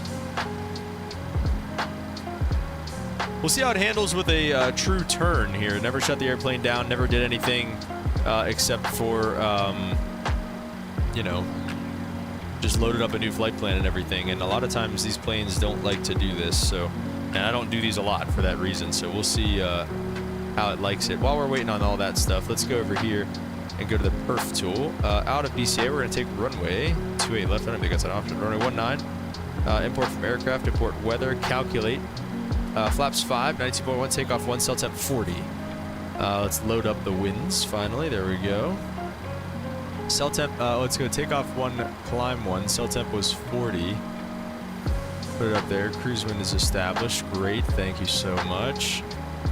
And then forecast uplinks ready. We've already done that. Okay, let's go flaps 5. And now I don't think it's actually going to give me takeoff numbers because I've not selected a runway yet. Departure. Off runway 19, we're on the Rebel 5 with the auto transition, I believe. Yes, auto.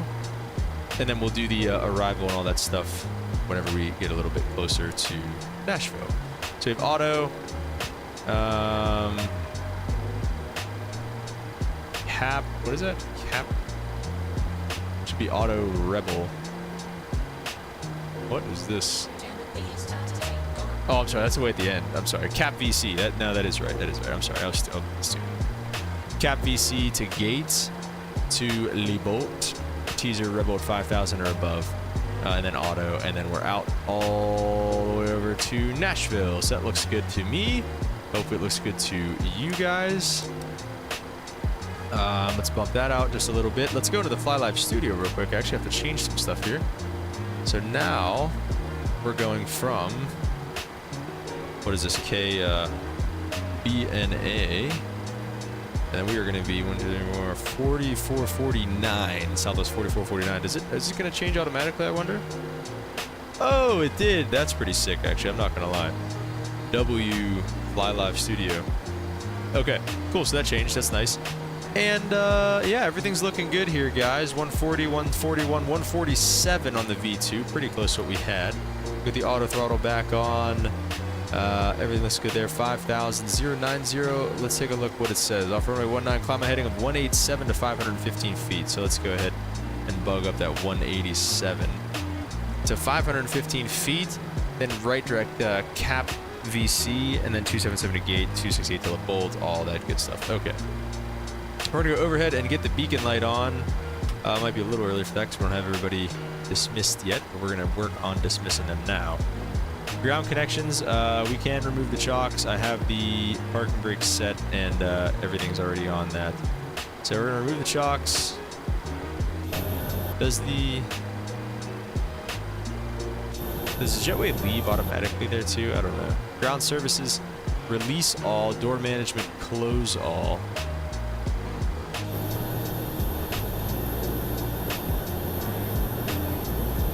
There goes the maintenance van.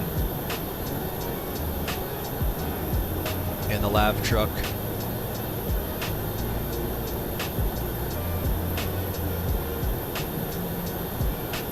And we're gonna get these guys out here. And we're just gonna do a... We're gonna push on to Kilo, I think, here.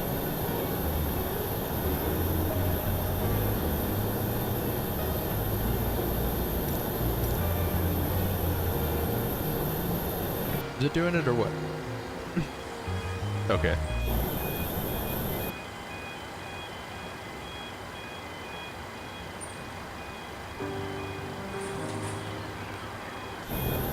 Alright, there we go. Hopefully that guy leaves here soon. Yo, Virtual United Pilot, what's going on, man? Welcome to the stream. How you doing? We're looking good to push here. 19.1 is the frequency. Let's just see where everybody's at. I think we're the only ones up right now. That's nice. That changed. There were so many people here for like a split second.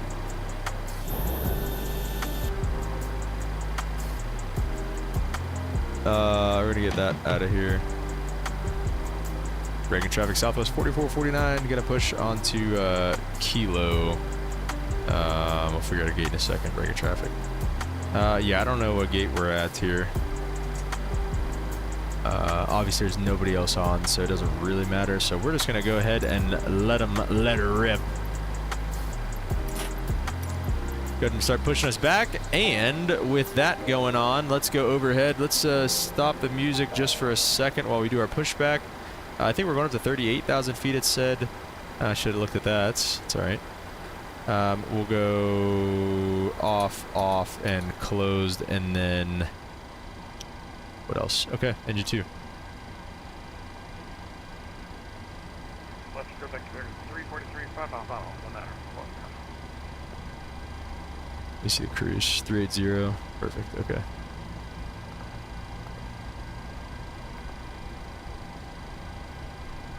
All right, let's introduce fuel engine number 2.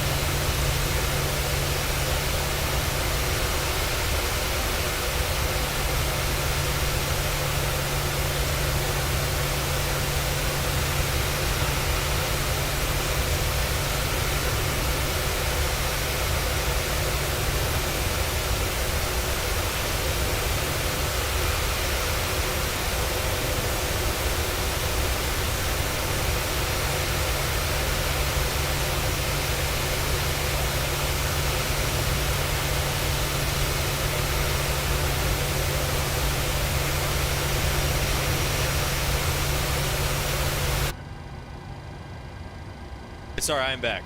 Yes, I know. Virtually not a pilot. I have to actually work to fly this thing. It's weird. Let's get the engine generators on, and then we'll get the bleeds back on. Oh, we get those on too. AP bleed can come off. Pitot heats, and we'll get the yaw damper off for this flight. I forgot to last time. Taxi light come on, and we'll give them a call here in a second. Let's go to flaps 5, auto brake RTO. Reagan traffic Southwest 4449, got a taxi runway 19 on Kilo. Reagan traffic. That's it. It's only one taxiway. Okay, let's roll. Yeah, everything definitely feels better. The plane feels heavier. Yeah, virtually not a pilot. I am on VATSIM right now. Southwest 4449.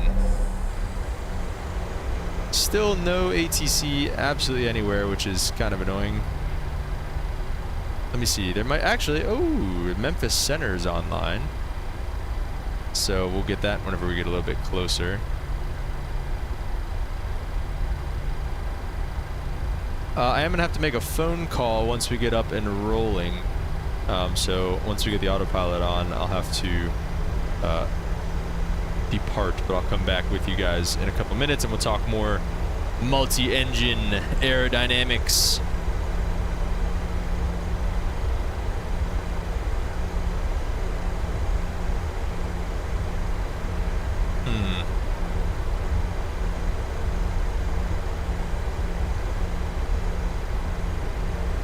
Okay, I was looking at that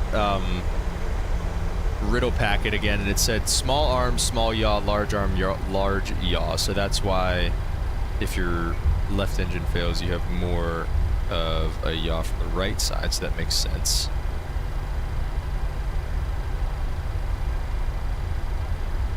Barely got out of the gate, I already got a phone number, I know. Everywhere I go, all these controllers are always asking for my phone number. They must think I'm cute or something, I don't know. Reagan traffic. Southwest 4449 gonna cross runway 15 on Kilo, Reagan. And we'll get the strobes on and all that. All that jazz. Doesn't look like there's anybody using it. Very cool airport. It's pretty sweet. The plane wants to turn into the dead motor, right? Yeah, it wants to yaw and bank into the inoperative engine. That is exactly right. How much do you know about multi-engine aerodynamics? Being a mechanic, like, do you know a lot about that stuff? Because I'm basically me and Peyton here getting ready for our multi-rides, and I think I have a decent understanding of that stuff, at least good enough to pass a check ride, hopefully. But Reagan traffic, Southwest 4449, taking runway 19 for a westbound departure. Reagan. All right, lights are on. They were on for the crossing there. Everything looks good on the overhead panel, and we are ready to rock and roll here. Red Sharpie, what's up? Welcome to the stream. I do like Airbus. I love Airbus. I love flying the Airbuses. We do a lot of Airbus flying here on the stream, on the channel. But yeah, I love Airbus. You know what? I should have done this a little bit ago, but we're going to kind of look into this right now real quick.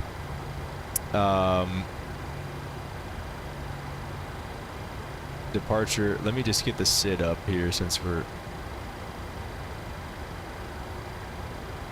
Was it Nashville set? No. What are we on? The Rebel 5? Alright, so we're making our turn at 515 feet, I think it was. Yeah, 515 feet. So let's go ahead and do that. Oh, yeah, true. That's right. Yeah, I guess that's right. Oh, geez, that's crazy. That's insane. Those things are single motor, dude. Toga, let's get the auto throttle on Toga again. There we go. What's the matter? We will not be rejecting takeoff, but what's wrong? N1, takeoff config, auto brake RTO. Well, we're just gonna have to bear through the sound there. Does anybody know am I doing something stupid?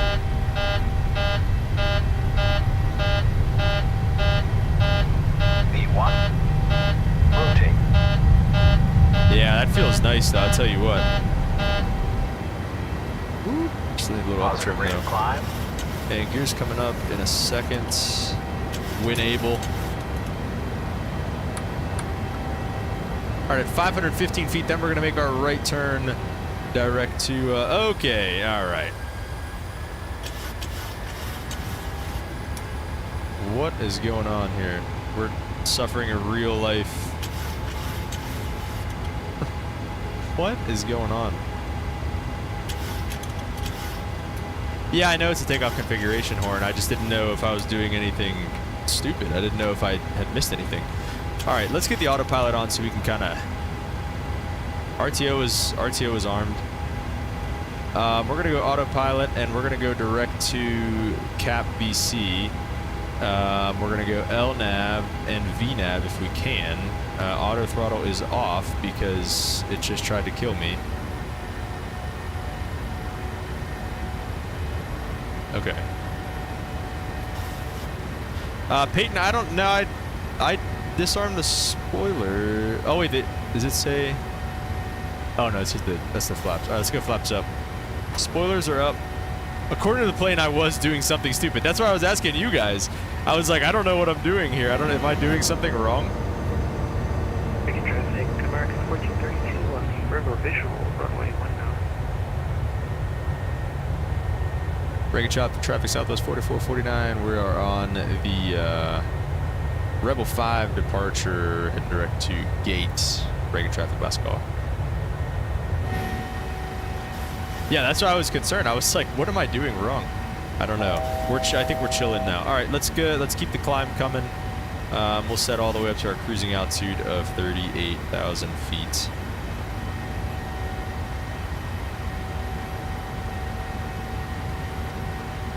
Okay. 38,000 feet. An elevation in Nashville is 599, so 600. We can set there. Okay. All right. Why is it just doing that because of the? Oh, it's 5,000. I thought it was 5,000 above. Oh no, it is. Yeah, it's 5,000 above at Rebel. I don't know why it's.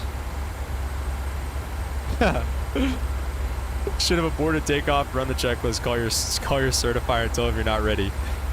We don't reject. Listen, going around is. The fact that I went around a couple streams ago should be enough for you guys. Sorry, we ain't ever aborting checklists or aborting takeoffs around here. All right, let's out intervene, I guess.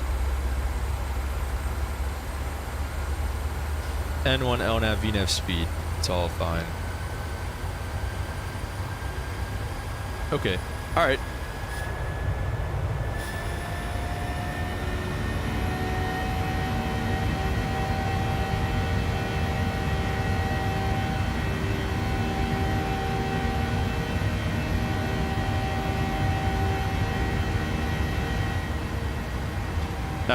We almost had a little real life situation there, getting to put that multi-engine to use.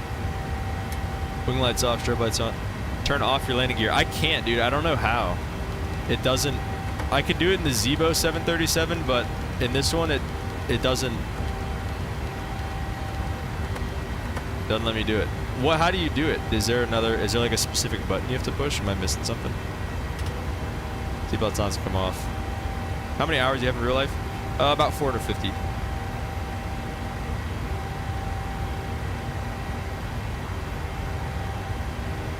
Faux 50. And let's just go direct to auto now, because we can. Then after auto, yeah, it's just all the way down, so good.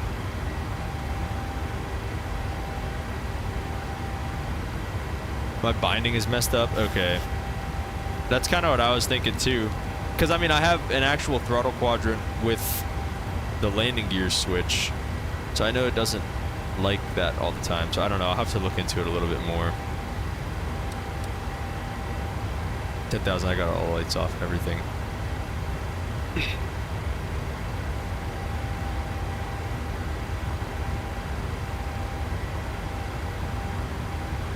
All right, let's get the music back on.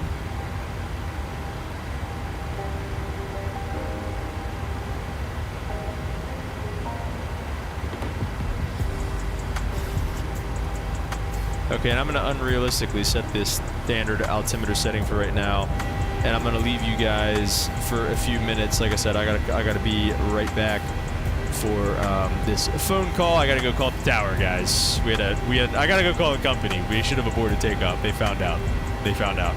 But yeah, I'll be back with you guys here in a few minutes.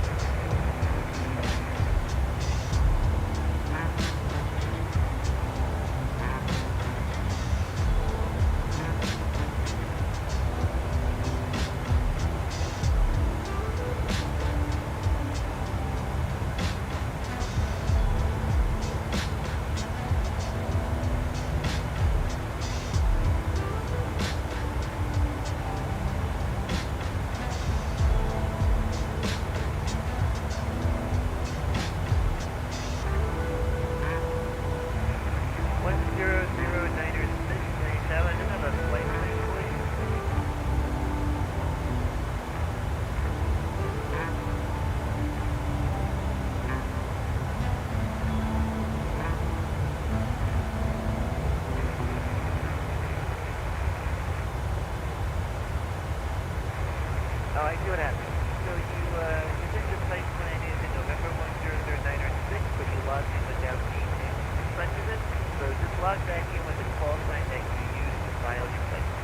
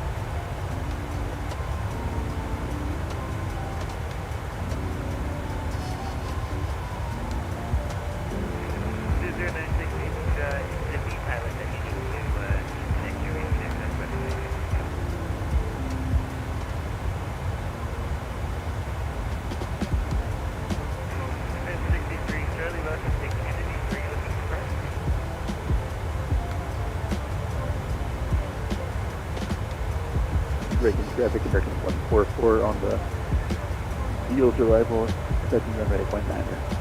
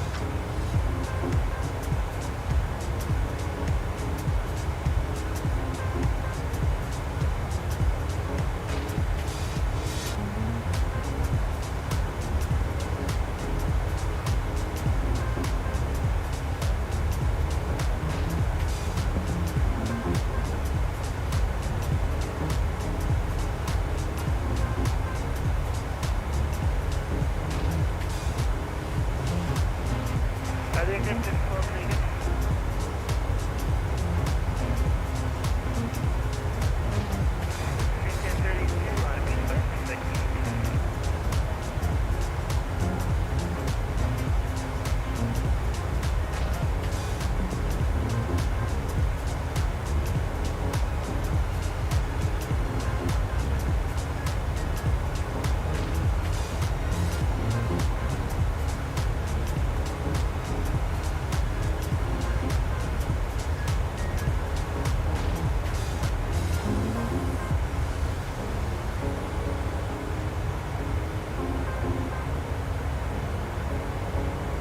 Reagan Traffic Emergency 144 on final runway 19.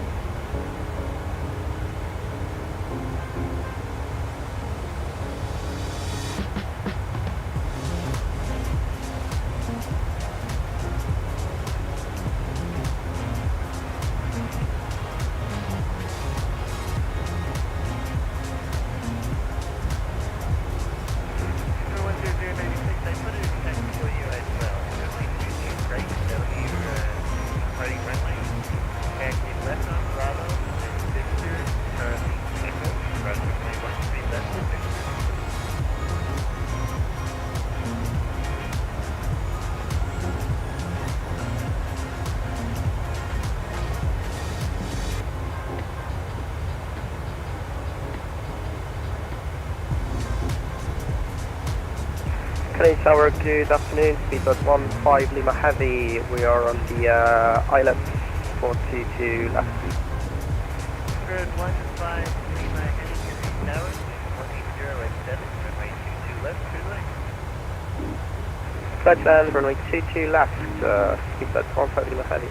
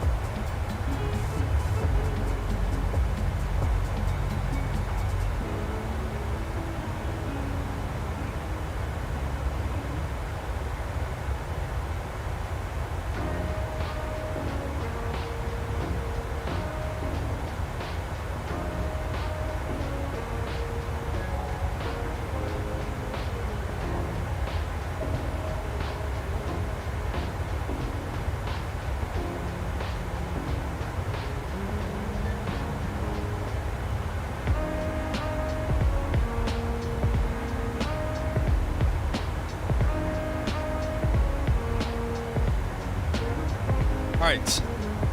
I have returned. What's going on in here?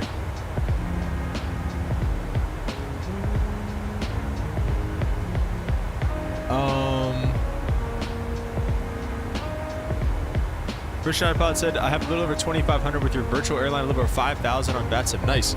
I don't know how much, I don't have that much time on VATSIM. It should say.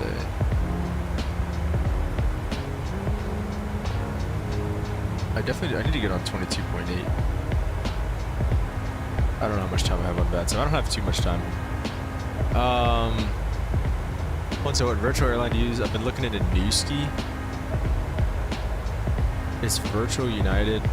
How's that? How does that work, Virtual United Pilot? Like, how does 300-ish? Yeah, I'm somewhere in that same ballpark. Omega. I think I probably only have a few hundred hours on VATSIM.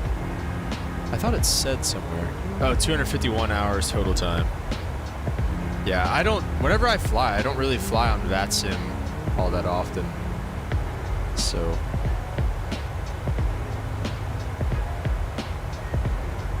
Does anybody know what time the 380 is coming out tomorrow? And yeah, also, like, how do the virtual airlines work? Like,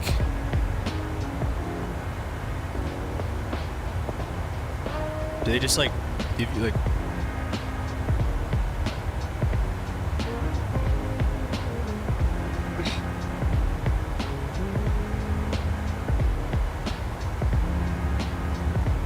What do you have to do? You have to, like... Yeah, you go on the southwest.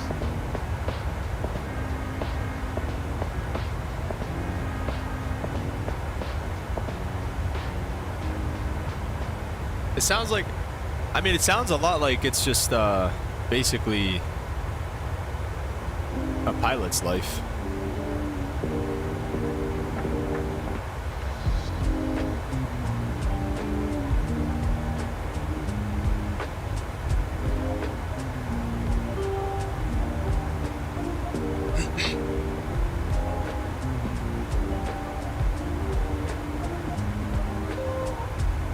You have to pay for this?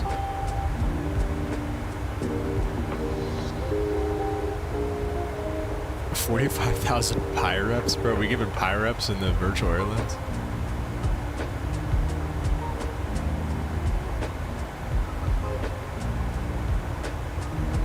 Oh, Spirit Virtual? That's what I'm talking about. Virtual United says, so let's say you are new and have no VATSIM time when you apply. You start at the bottom and have to build hours in the regionals, and as you gain, you get promoted and fly the bigger planes. Interesting. So, I mean, it's kind of like,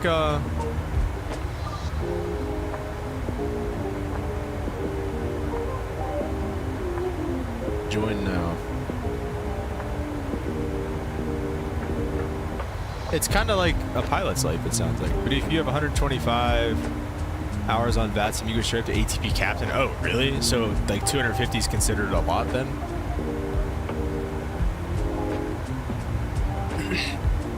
I guess that makes sense, honestly, because, like, making somebody wait to get that long would just kind of suck. I don't know.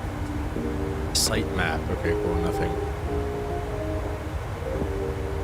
Do you literally just put your name and email address and then you can just be a part of this? Is that...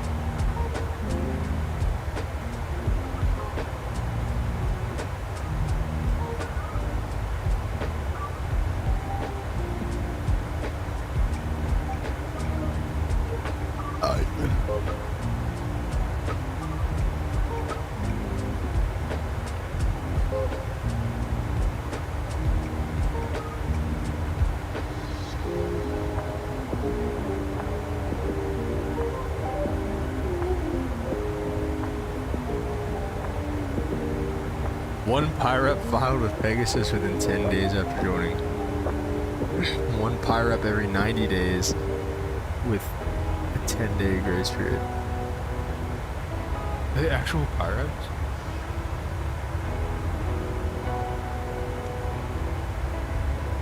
I don't think they release what time they're going to release. Yeah, Omega, that's what I saw that in a frequently asked question, they said they didn't know what time they were going to do it, but if the whole plane got leaked, I figured maybe the time got leaked too. Virgin iPod said, we used the ACARS 3 from TFDI to bid and track flights. You got to bid flights? Really? I'm not seeing a time it's going to release.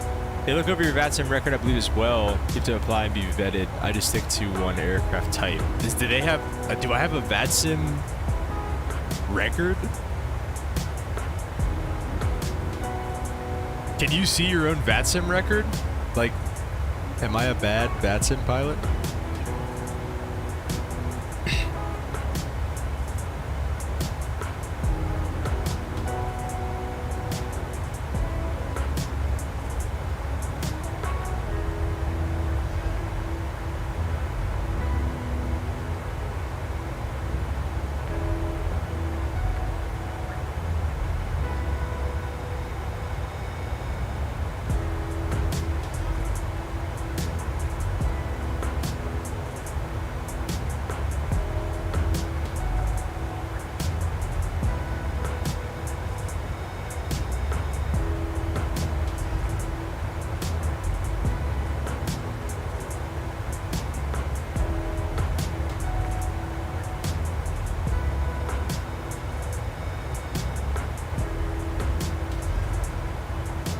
Look up VAT stats. Okay.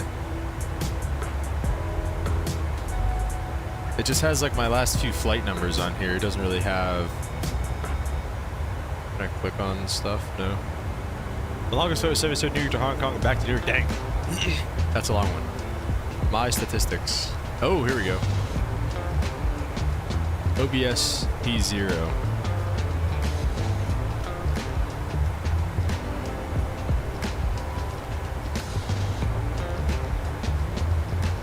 Observer call signs. Observer.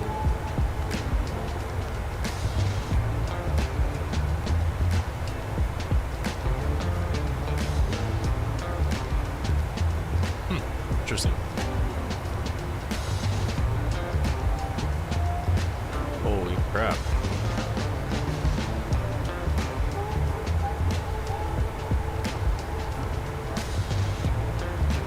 That's pretty cool. Version 956 to one aircraft type. Started out flying the 737, moved to 78-9. Then with the 72, then the 777 Whiskey. Then the 73, and then finally the 320.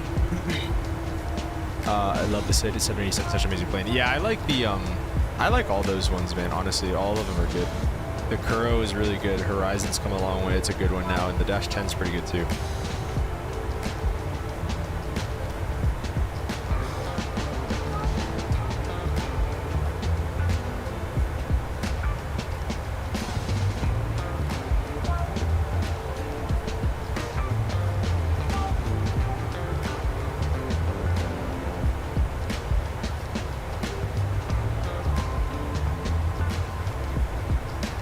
National traffic Southwest 262 is 11 miles for runway 19er, National.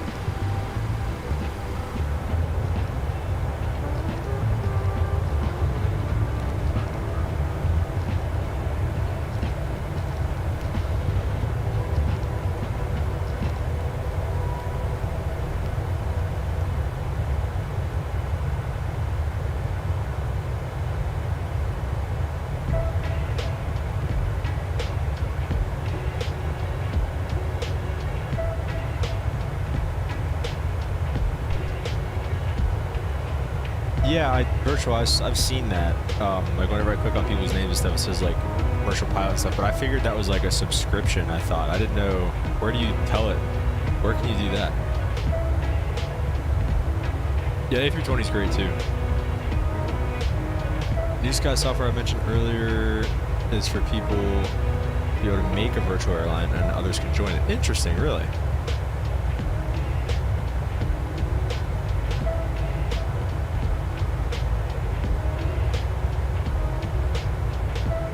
Make our own airline.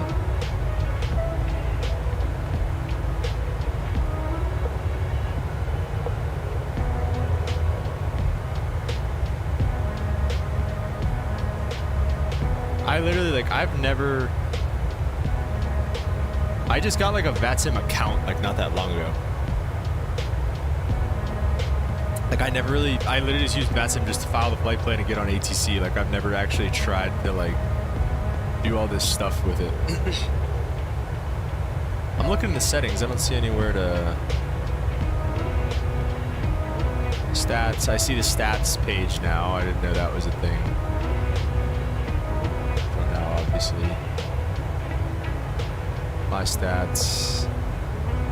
I don't know where to do the commercial pilot thing.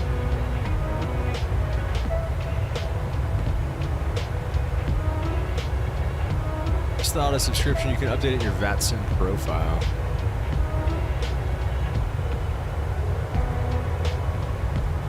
Let's see, VATSIM.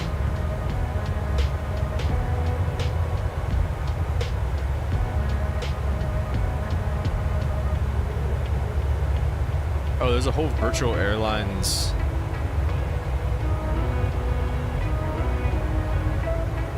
Oh, what?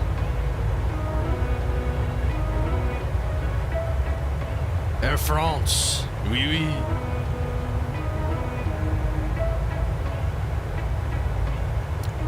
Holden says, I'm going to try and give VATSIM another try this weekend. Hope it'll go good. How'd it go last time? Did you all right?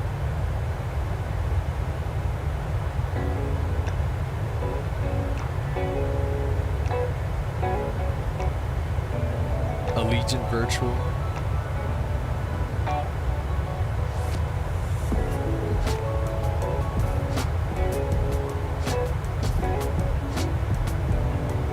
BA Virtual, that'd be cool.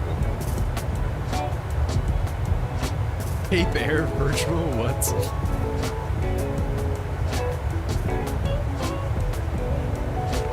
That's wild. I did not know this existed. Alright, let me see. Members, vacancies. Hello, profile. Pilot rating. It says new member.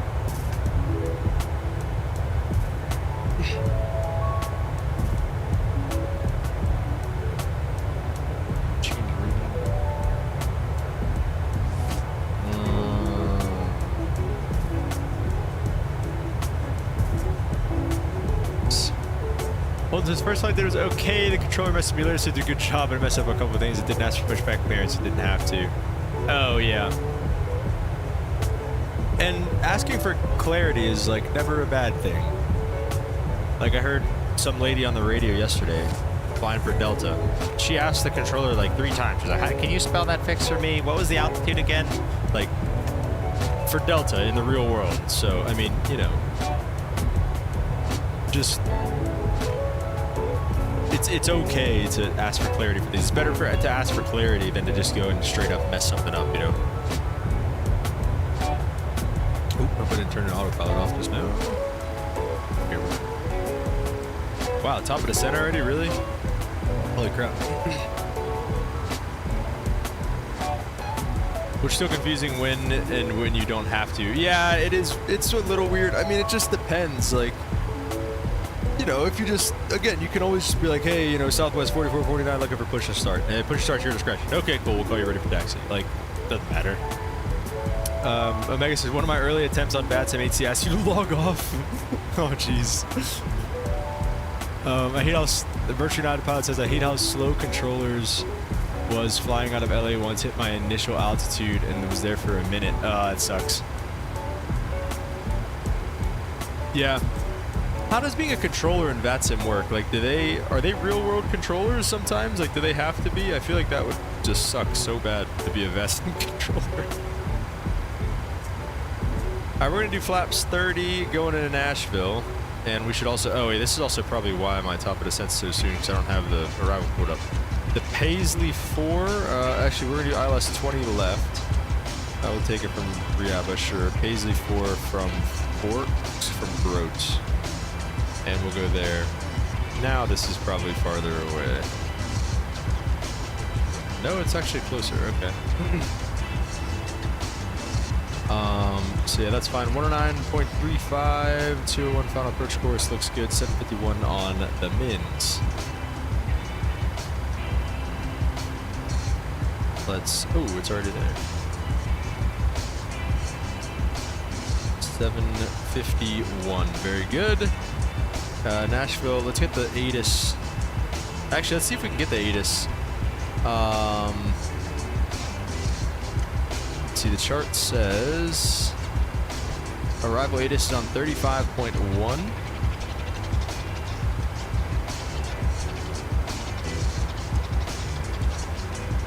When ready to taxi. Cool.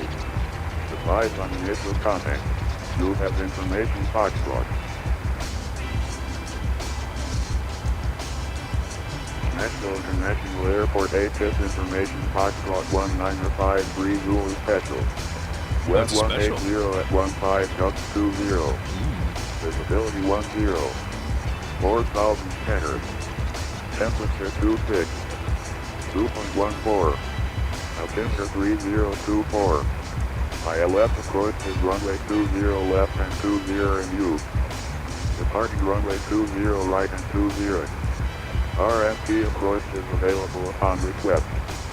Simultaneous approach is the parallel runways in use. Notices to air missions. Bird activity in vicinity of airports. Use extreme caution. The terminal ramp is simple. Contact ground control when ready to taxi. Advise on initial contact. You have information Foxtrot. Alright, we have information Foxtrot. We'll bug the altitude down. 180 at 15, gusting 20. That'll be fun.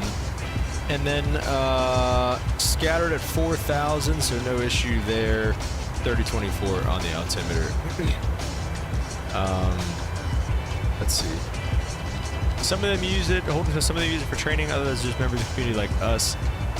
Virtually Not Bot says, okay, publishing, oh yeah, pushing on an active taxi requires ATC approval, pushing into an alley, or non-active taxi where you don't need permission. I believe some of the LA controllers are real world, or some of the centers have real world controllers.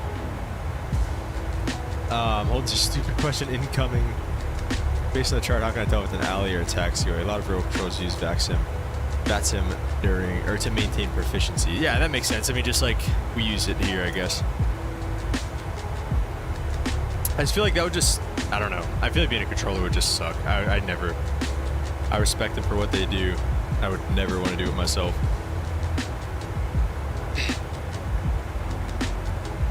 All right, so while, oh wait, also I have to change this. I forgot we did this last time. So while we're still cruising here real quick, we're going to get into the verse of the day, and then we're going to get into a little bit more multi-engine stuff here too.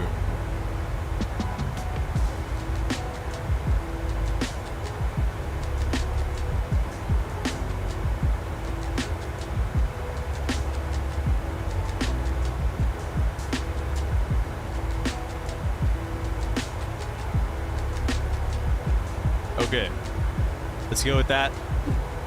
The verse of the day. Boom. Look at that. New fancy technology we got here. All right, verse of the day is Romans 12, chapter 12, verse 1. And it says, "And so, dear brothers and sisters, I plead with you to give your bodies to God because of all he has done for you. Let them be a living, holy sacrifice that he will find acceptable. This is truly the way to worship." Excuse me.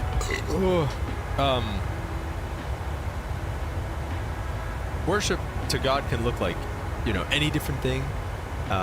Just being a good person and showing the love of Jesus that way. And just doing the right thing when nobody's looking. Turning the other cheek to somebody and showing them kindness whenever all they've done is persecute you. But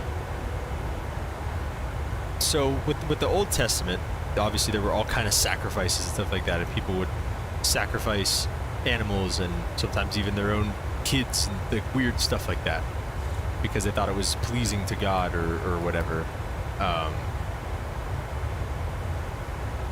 But they thought it was pleasing to God or whatever. But with the final true, I guess, sacrifice, the final boss, so to speak, was Jesus coming and dying on the cross. he was the final sacrifice. So now we don't have to do that stuff anymore. So if anybody's like, oh, I'm sacrificing this lamb to God, you just know that they're just crazy, because it's not a thing anymore. We don't have to do that anymore because of Jesus, because he died on the cross for our sins. So yeah, so that's the final. Jesus was the final boss. He was the final sacrifice. We don't have to do that stuff anymore. But he does require us to kind of live our lives in a sacrificial manner, in a way that says, like, you know, I want to, you know, go and get maybe wasted drunk on a weekend or something like that, or I want to, I don't know, fill in the blank, whatever you struggle with. He wants us to say, okay, I could go and do that, but I'm going to sacrifice that for you, Lord. I'm going to lay that down for you, because that's not something that you would have me do. And that's the true way. That's the truest way to worship him. Because that's what he did for us. Like, you know, he probably didn't want to come down here. God didn't want to send his only son down here to die at our hands, stupid, you know, humans' hands. He didn't want that to happen. And I'm sure Jesus didn't want to come down here and get nailed to a cross and be persecuted like he was, but he sacrificed for us. And so now it's kind of our way to say, okay, we'll sacrifice it back to you and live our lives as a living sacrifice to you, if that makes any sense. So, truest way to worship him. So that's a good verse. I like that one. First Pod said, let's take Houston, for example. Say you're at Charlie 45 in the ramp area, but if you use Charlie 38, you have to push on active taxiway. Also, no one likes to do ramp control. Yeah, so you have to ask how Houston has United ramp control in effect advisory. Oh, okay. I didn't know that was a thing. But yeah, like places like Pittsburgh, like ramps uncontrolled. Like at Washington Dulles, like you have to call them before you even leave. Like everybody has to call for pushback in Washington Dulles. It's just what you gotta do. So it just depends where you're at. Like Pittsburgh, nobody has to call for pushback because there's no ramp control. It's an uncontrolled area. And Washington Dulles, everybody's got to call for pushback no matter what. So it just depends.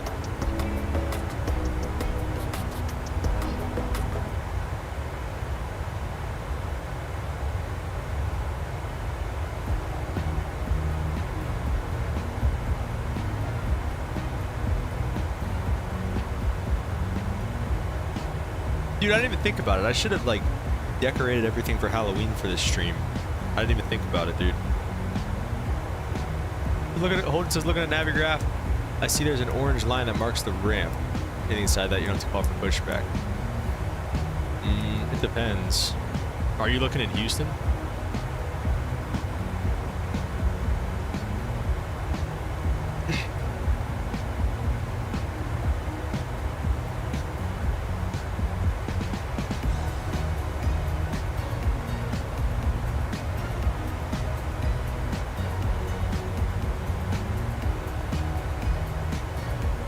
Like sometimes at those busier airports, like, you know, you still might have to call for pushback even if you're pushing into an alleyway, because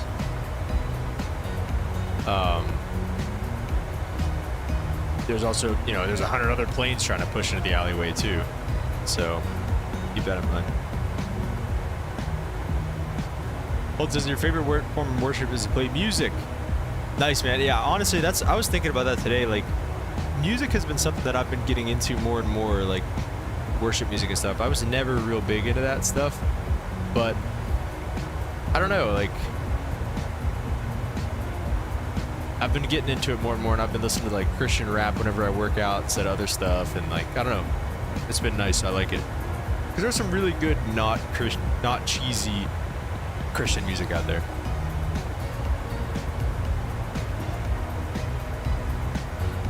And yeah, I don't know specifically about Houston. I mean, you'd have to ask. That'd be a better question for Virtual United Pilot.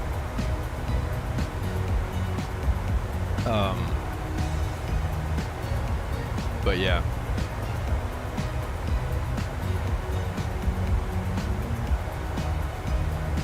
I'm gonna keep going over multi-engine stuff here. talking about the accelerated slipstream in a conventional twin still. When one engine fails, the accelerated slipstream causes a roll towards the inoperative engine because of that prop wash coming over the wings still, and obviously the left engine not generating any lift.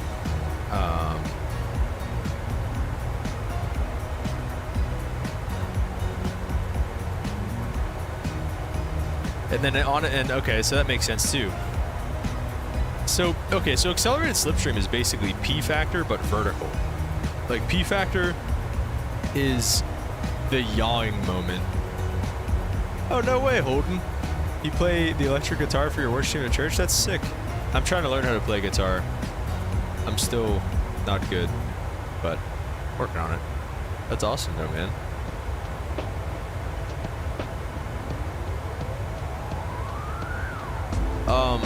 So just looking at it, it seems like accelerated slipstream is basically P factor but turned vertical.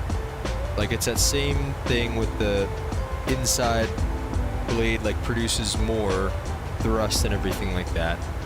And the arm is shorter on the left side than on the right side. So that's why it's a bigger deal if your left engine fails. So you're gonna get more of a rolling moment from the right engine, and then more of a yawing moment as well from the P factor.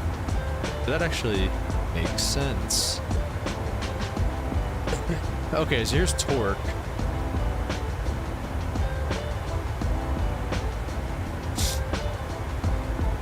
Torque, as the engine and propeller rotate in one direction, they in turn rotate the plane in opposite direction. Newton's third law, equal and opposite reactions. This force also acts when an engine fails, because there's still a second operating engine. This force also acts when an engine fails because the result of the torque is roll, but it will also combine with the other factors previously mentioned as well. If the engine fails, the yawing moment from the right engine and the torque will both work together to try to yaw and roll the plane to the left. If the right engine fails, the yawing moment from the left engine thrust and the total torque opposite direction will still result, although to a lesser degree compared to the failed engine, in yaw and roll to the right. This means that the yaw will be worse if the left engine fails, because left is critical. So wait, how does that work? So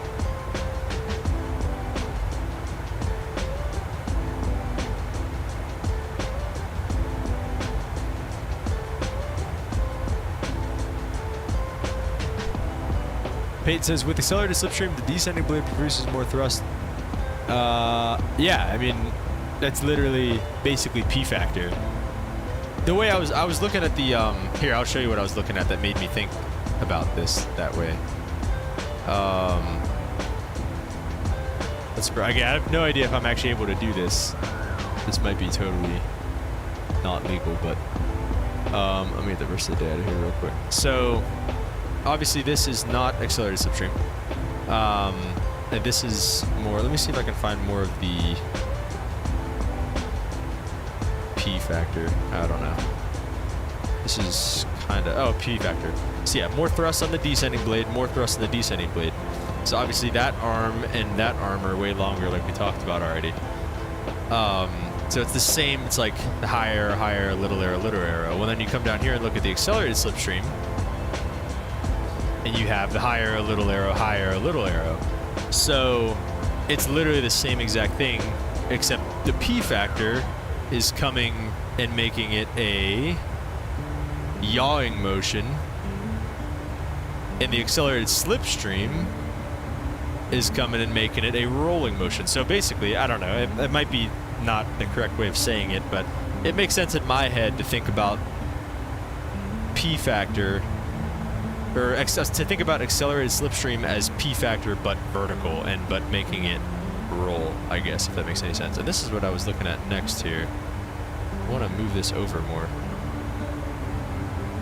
Let's see, just, all right, I can't move it. Oh, there we go. Sounds like we're starting our descent. So the counter-rotating twin, so the resulting, wait, where's the, oh, here's what I was looking at. So the prop rotation to the right, torque comes back the other way, and then total torque plus the yaw from the NOP engine is greater on the right because it just is anyways because of P factor and because of P factor, not because of large slipstream. Versus on the left, you have crop rotation to the right, torque to the left.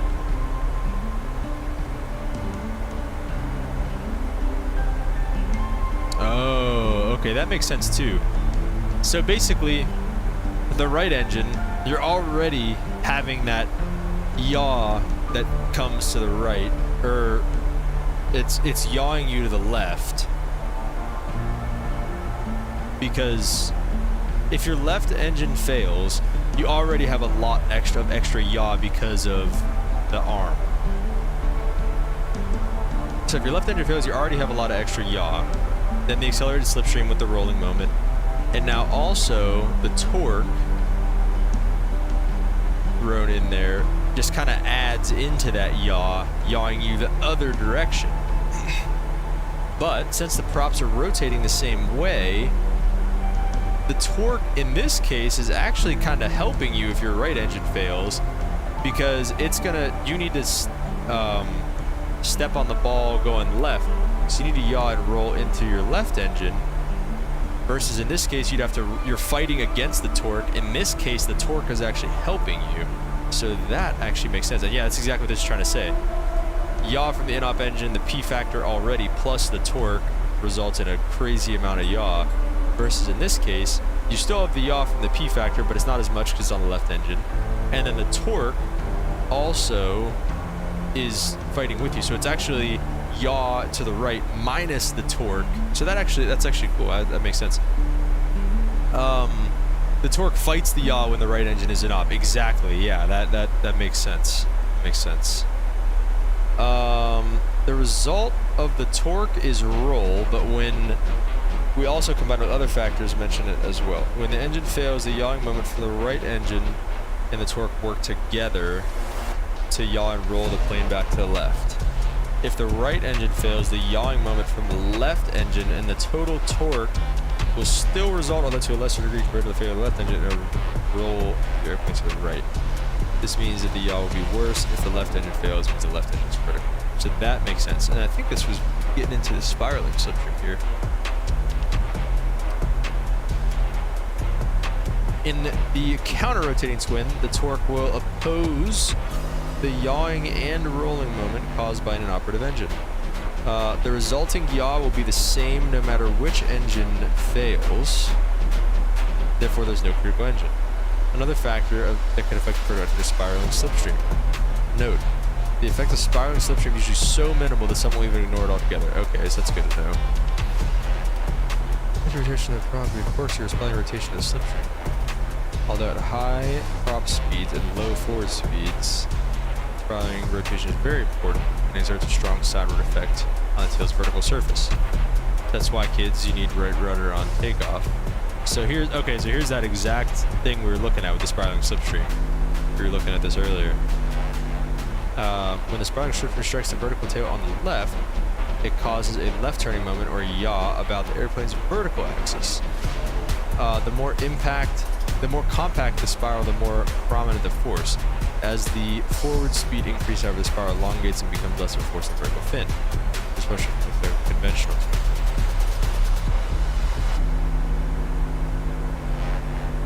Okay. So, and then the slipstream.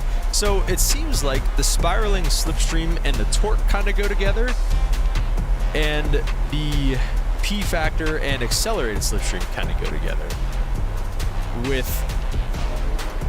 If the left engine's operating, it subtracts from the yaw because it's helping you kind of kick the tail this way into the engine, versus the right isn't really doing much of anything. No additional yawing force. If the right engine fails, it will hit the left side, cause total yaw in the opposite direction, so yaw to the yaw to the right. See how oppose the it helps oppose the yaw, right? Okay, that makes sense.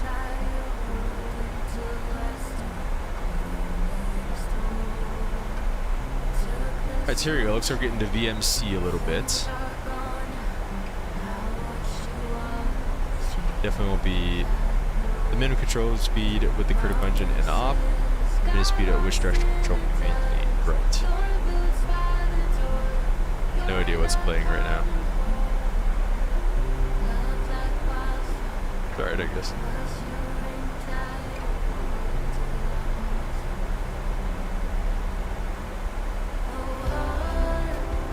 Peyton says, yep, you maintain rudder effectiveness with left and operate. Yeah, right.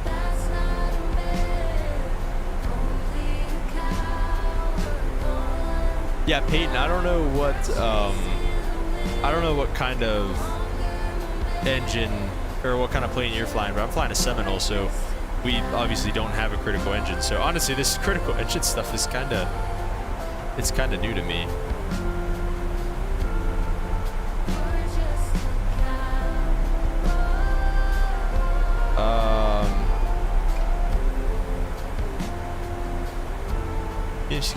Which critical main operator is it is possible to maintain airspeed just unoperative, maintain straight flight at the same speed with an angle bigger than 5 degrees. If used to calculate or simulate critical engine failure, BMC must not exceed 1.2 VS1 at max takeoff weights. BMC must be determined with most unfavorable weight. So this is where the combat's acronym, or the one I learned was IWAC golf. So the in-op engine windmilling. Oh, you fly Seminole too? Yeah. I love it. It's really nice. I would love to like just take it on a cross country, dude, but we obviously only just go up and get tortured with the single engine stuff. But whoa! That thing scares me every freaking time. Contact him on 3255. Alright, let's take a look. Let's pause this so that I can think about what I'm going to say.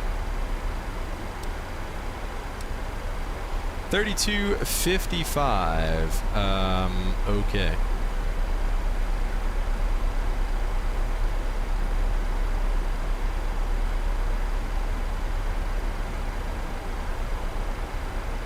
Okay, who's this? Memphis Center. What are we on right now? We're on the Paisley 4. Memphis Center, good afternoon. Southwest 4449 descending flight level 250 on the Paisley 4, and we have Foxtrot in Nashville. Southwest 4449 Memphis Center, welcome descendant via the Paisley 4 arrival. Memphis land, Christian Nashville landing south, Nashville altimeter 3024. Alright, 3024 landing south, continue the descent on the Paisley 4, Southwest 4449. Okay. Contact Atlanta Center 132. So we're gonna keep going. They're landing south. I mean 20 is pretty set. They got some weird freaking runways here in Nashville. They got 20 left, right, and center, and 1331. Holy. What is that? Memphis Center, good afternoon. Okay, Southwest 4702 has Foxtrot on board, ready to taxi to 20 Center. 4702 Memphis Center, can you just turn your gain down? You're doing your commercial multi at Bowling Green State, or is that what that? Wait, is that Bowling Green State? Is that's not a thing? Is it BGSU? I don't know why I thought about. Is Bowling Green State a thing, or did I just make that up? What's BGSU? Taxi via Tango 2 Bravo, Southwest 4702. Is that any better? Yep, much better, thank you. Okay, hang on, let me go back to this.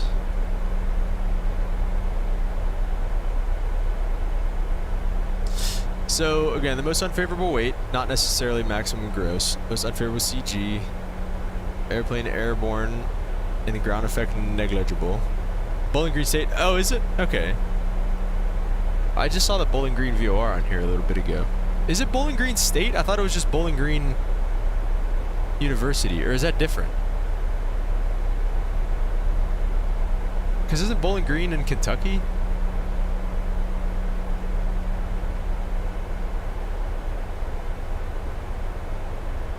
Maximum available takeoff power. Airplane trimmed for takeoff. Flaps takeoff position gear up. All the proper controls. Good. Recovering. Yeah.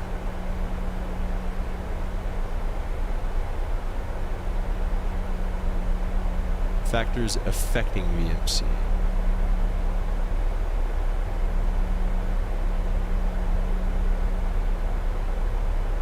There's two. Okay.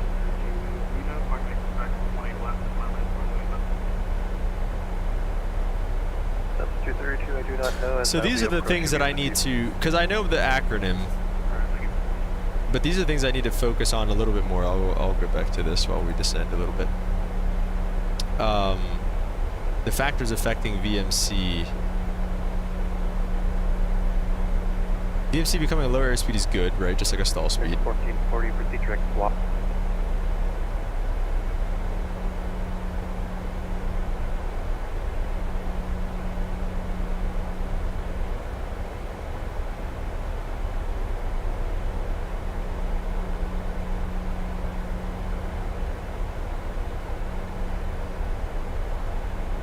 So yeah, it's just like a stall speed where you want it to go lower, not higher. So things don't cause VMC to decrease. Let me write this down, low key. 74702, looks like you made a wrong turn on to Bravo. Are you able to turn around? Yeah, my bad. I meant to make a right. 4702, I'll make you turn real quick. Roger.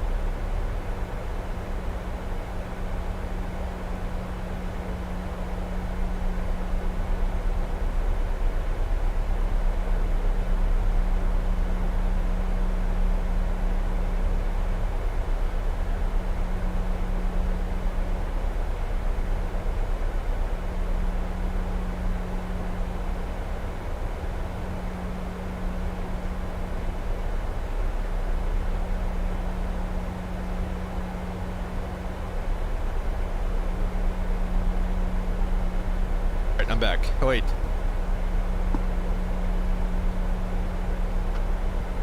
Alright, now I'm back. Okay.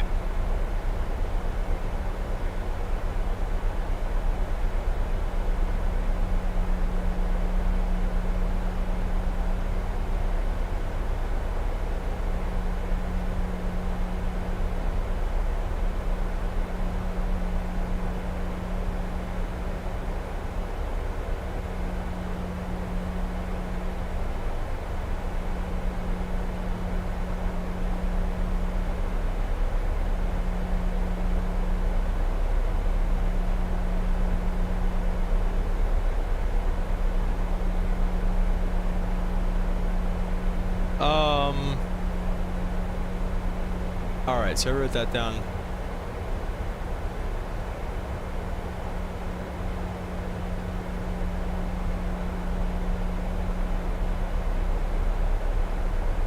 Alright, factors affecting Memphis VMC. Center, Delta 4702, ready to go at 20 Center.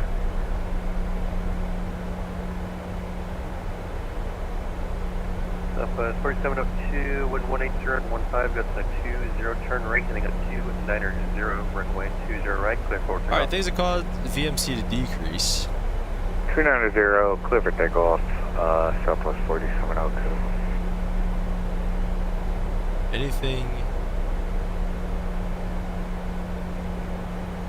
Anything that moves the CG forward.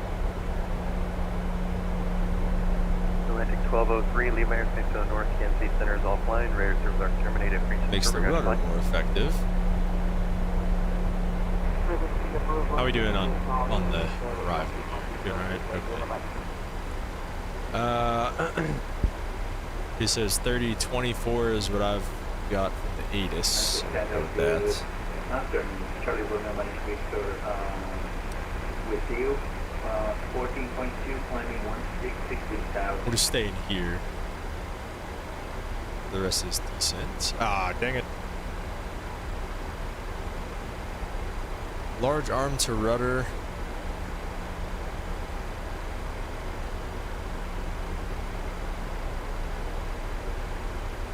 Dang, this is a great freaking packet, dude. I wish I would have studied this the whole time.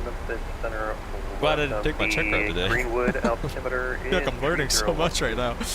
Larger arm equals larger moment. Just for information, we have plans to Just overfly Greenwood and go back to Memphis. Charlie Lima, Mike Victor. Roger, so just make sure you wanted to do a low approach and then come back. Anything that will allow less rudder to be No, thank used. you. Roger.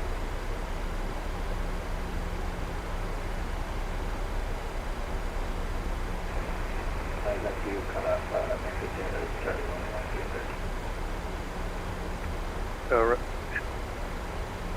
Charlie Romeo Mike Victor, Roger. Southwest 4449. Us. It's Foxtrot is current at Nashville. You can expect the ILS runway 20 left. All right, we have Foxtrot, and we got 20 left loaded up, Southwest 4449. Perfect. This is just lovely. Southwest 4449. You expect to enter to join it by Kramer. All right, we'll expect 20 left by Kramer for Southwest 4449. I had to look for that for a second, but found it. We're all good. 232, when ready, descend via the Blues 4 arrival, Memphis finding south, Memphis south, diameter 3014. Okay. Anything will allow less rudder to be used, making the rudder more effective. Okay.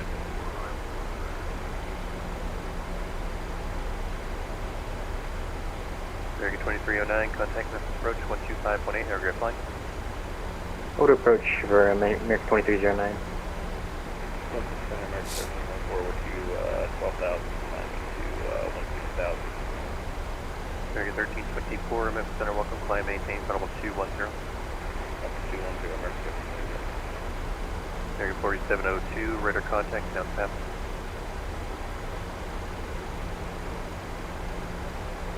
American Southwest 4702, radar contact, down path. Passing 3,600 from 4,000, 4702. Okay, so things that cause 4702, radar climb, maintain, CG2, I'm sorry, VMC to increase. DJ direct, hello.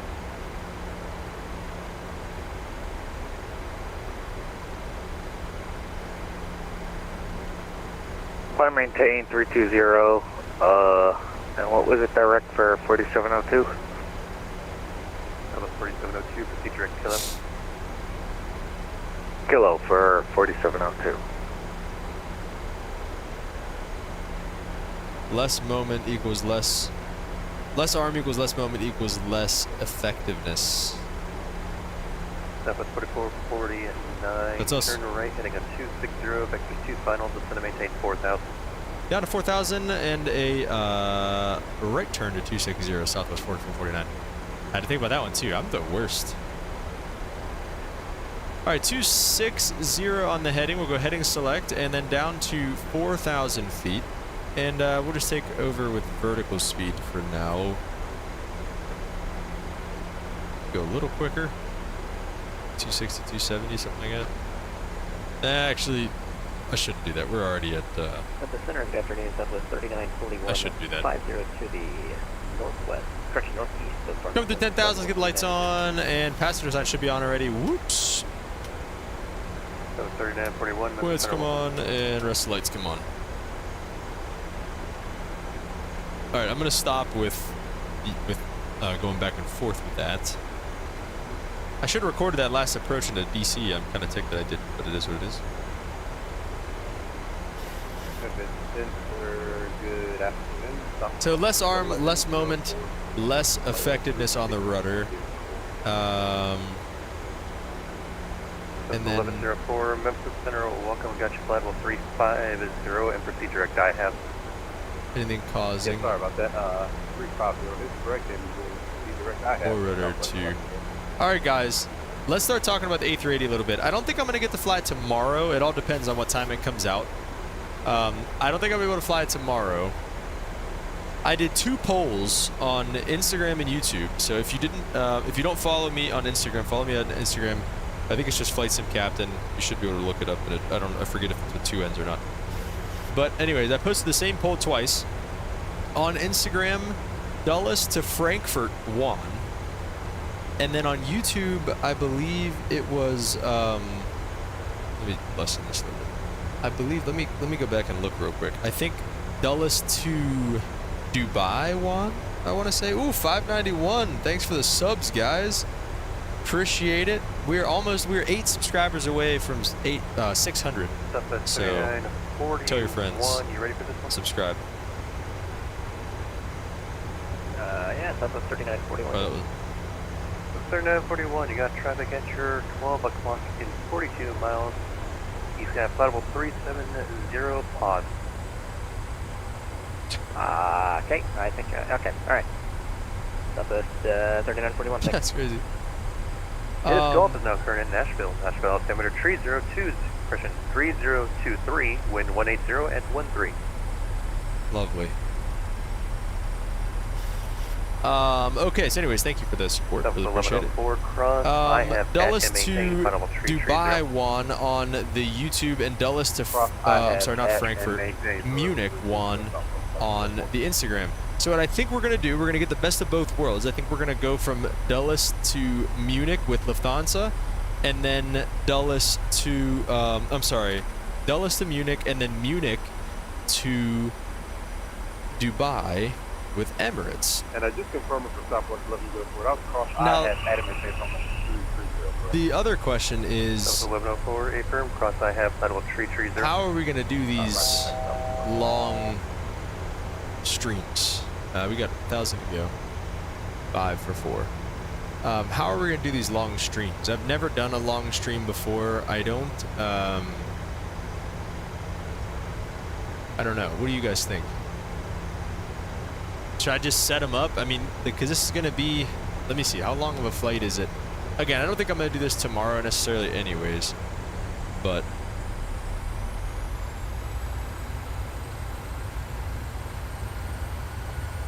Also, the fly-by-wire profile, if you go make a flight plan on SimBrief, the A380 profile is in there already.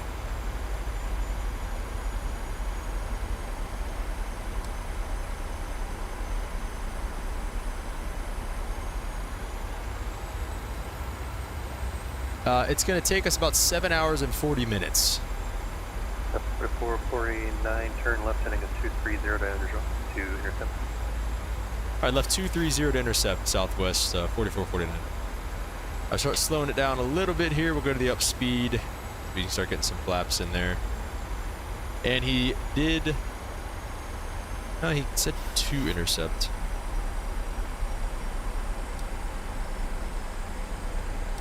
We'll arm the localizer. Or not. Charlie. Oh, shoot. Charlie Romeo Mike Victor, descend and maintain 8,000. 10935. Come on, guys. You can't let me forget that stuff. 201 final approach course. Better late than never, they say. Alright, now let's arm the localizer. Hey.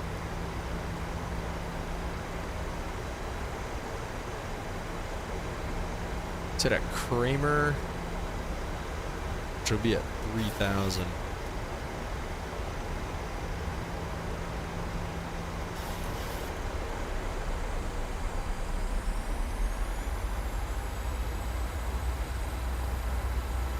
Up 3941, traffic has magically disappeared. Cross ramp at flight 240. Ranch 1240,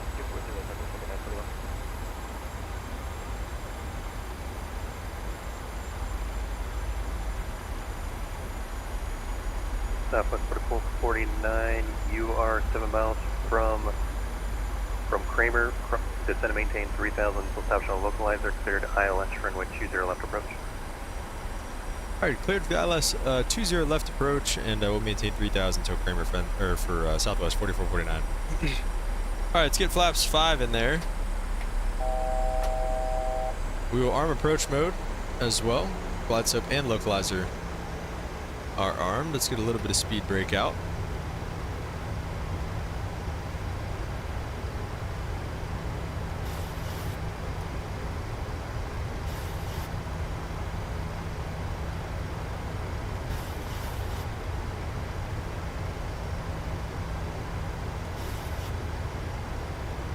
Here's 3,000.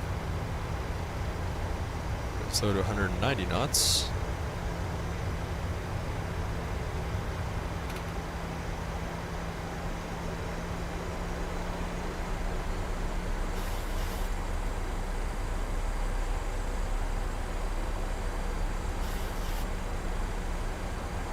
We do have a scenery here in Nashville.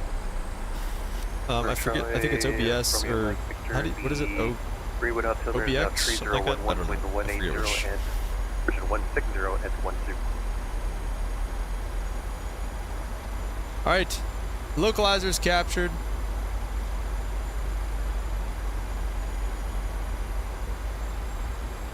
And Charlie Romeo Mike Victor, the Greenwood Airport is currently entered 12 to 1 Speed o'clock brakes and are 19 armed. miles. Let me know when you have it in sight. Runways in sight. Off runway 20 left here. It'll be a right exit. Probably. Oh my! I'm gonna have to roll it way down. Charlie Romeo Mike Victor, just want to maintain Ooh, 5,000. like auto brake, like I need one. to know what the MBA Honestly, is around we that gotta area. roll it way down. There's our glide slope intercept. Take Hotel 3, come back on Charlie Romeo Mike Victor, actually just want to maintain Hotel, 3,000. and then make the turn onto Juliet to the ramp, most likely.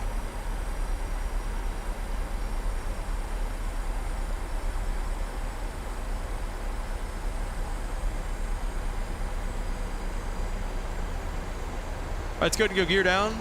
Area 1324, when ready to send. Let's bug up that final approach speed 146. Let's go 150. Flaps 15. Sorry, American 1324, when ready to send me the Chesley to arrival, Nashville landing south, Nashville altimeter 3023. Alright, we'll send, Windows 180, so it'll be off the left side. 3022, American 1324. 3023.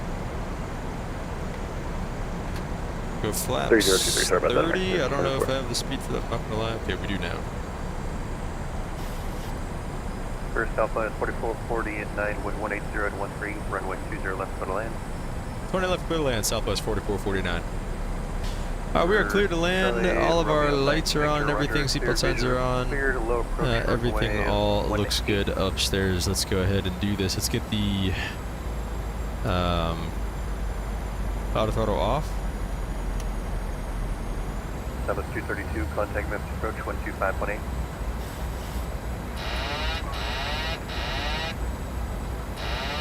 There we go. Okay.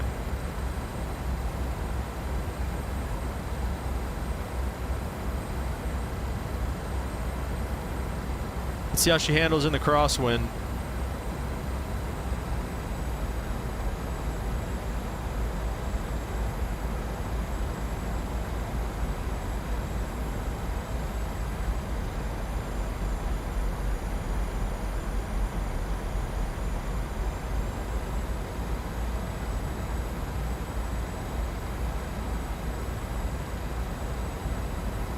Charlie Romeo Mike Victor on the go, climb maintain 5,000.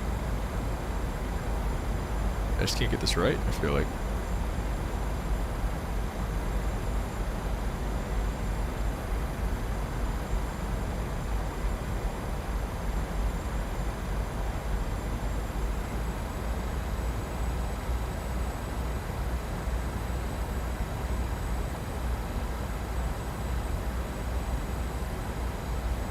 And 1375 Lima airspace to the west, Fort Worth Center's offline, Alright. radar service terminated, river dash flight. 50, 30, 10.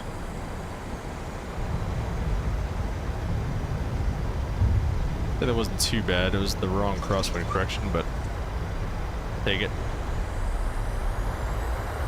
So we gotta roll this thing all the way down anyways.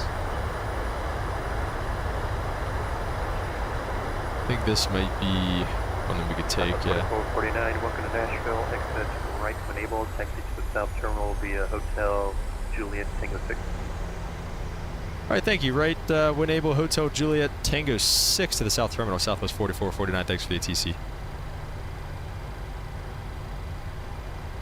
Alright. Not too terrible.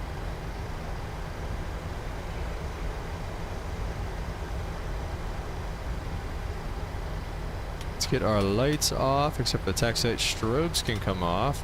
Let's start up this APU. Oh, I didn't mean to kick it all the way to start, but oh well. And let's go flaps up and speed brakes up as well. Welcome to Nashville, gang.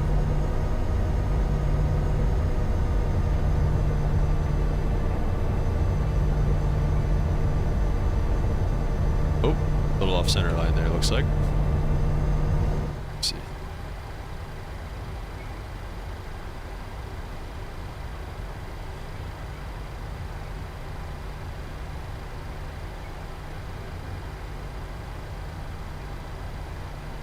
All right, we got a left on Juliet here. Southwest 1104, contact Atlanta Center 132.97, a great flight. 3297, have a good night. Southwest 1170.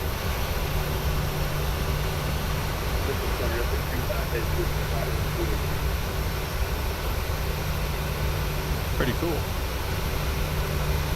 Sorry, was that Epic 25? Epic 25 is center, welcome.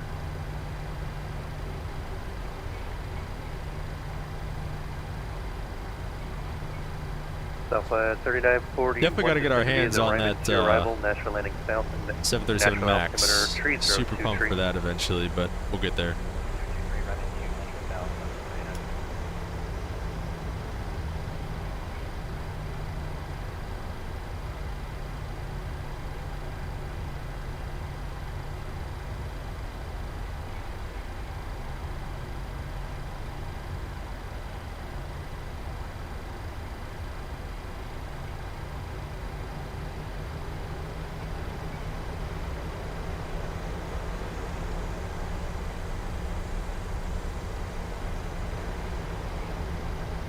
Yeah, I definitely think the taxi handling is better than it was.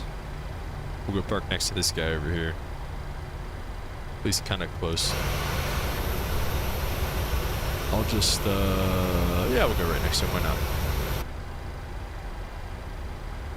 Okay, Romeo Mike Victor Roger, climb, maintain 5,000. Oh.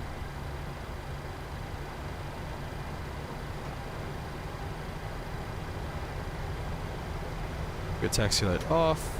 APU gens on. APU bleed on.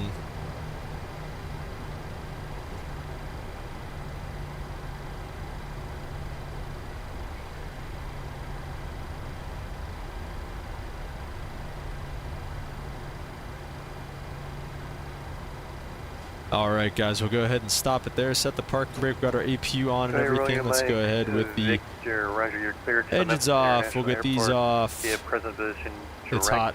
Let's turn those on all high. I don't know if that's actually going to do anything right now or not, but let's get the heats off. We'll get the yaw damp off. And let's see, beacon can come off. Everything else I think is all right where it's at.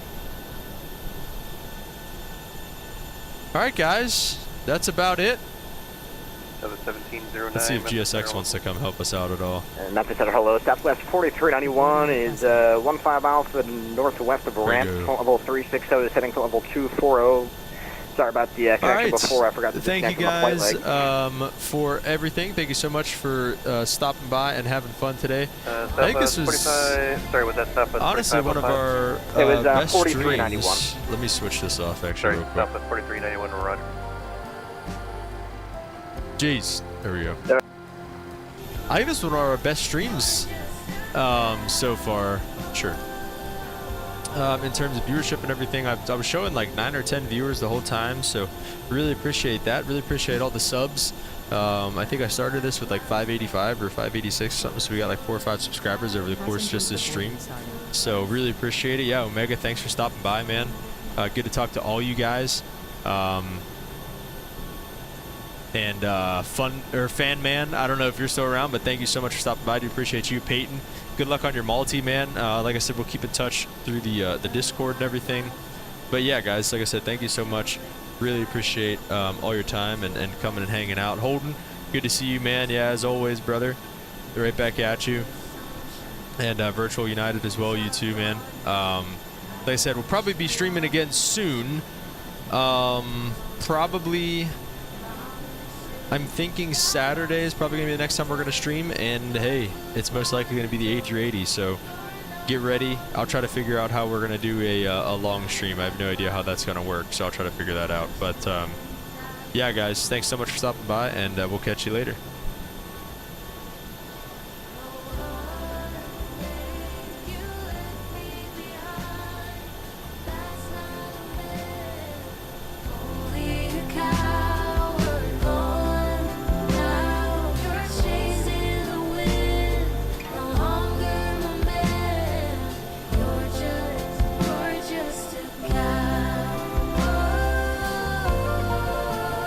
No problem, Joe. Good to see you, brother.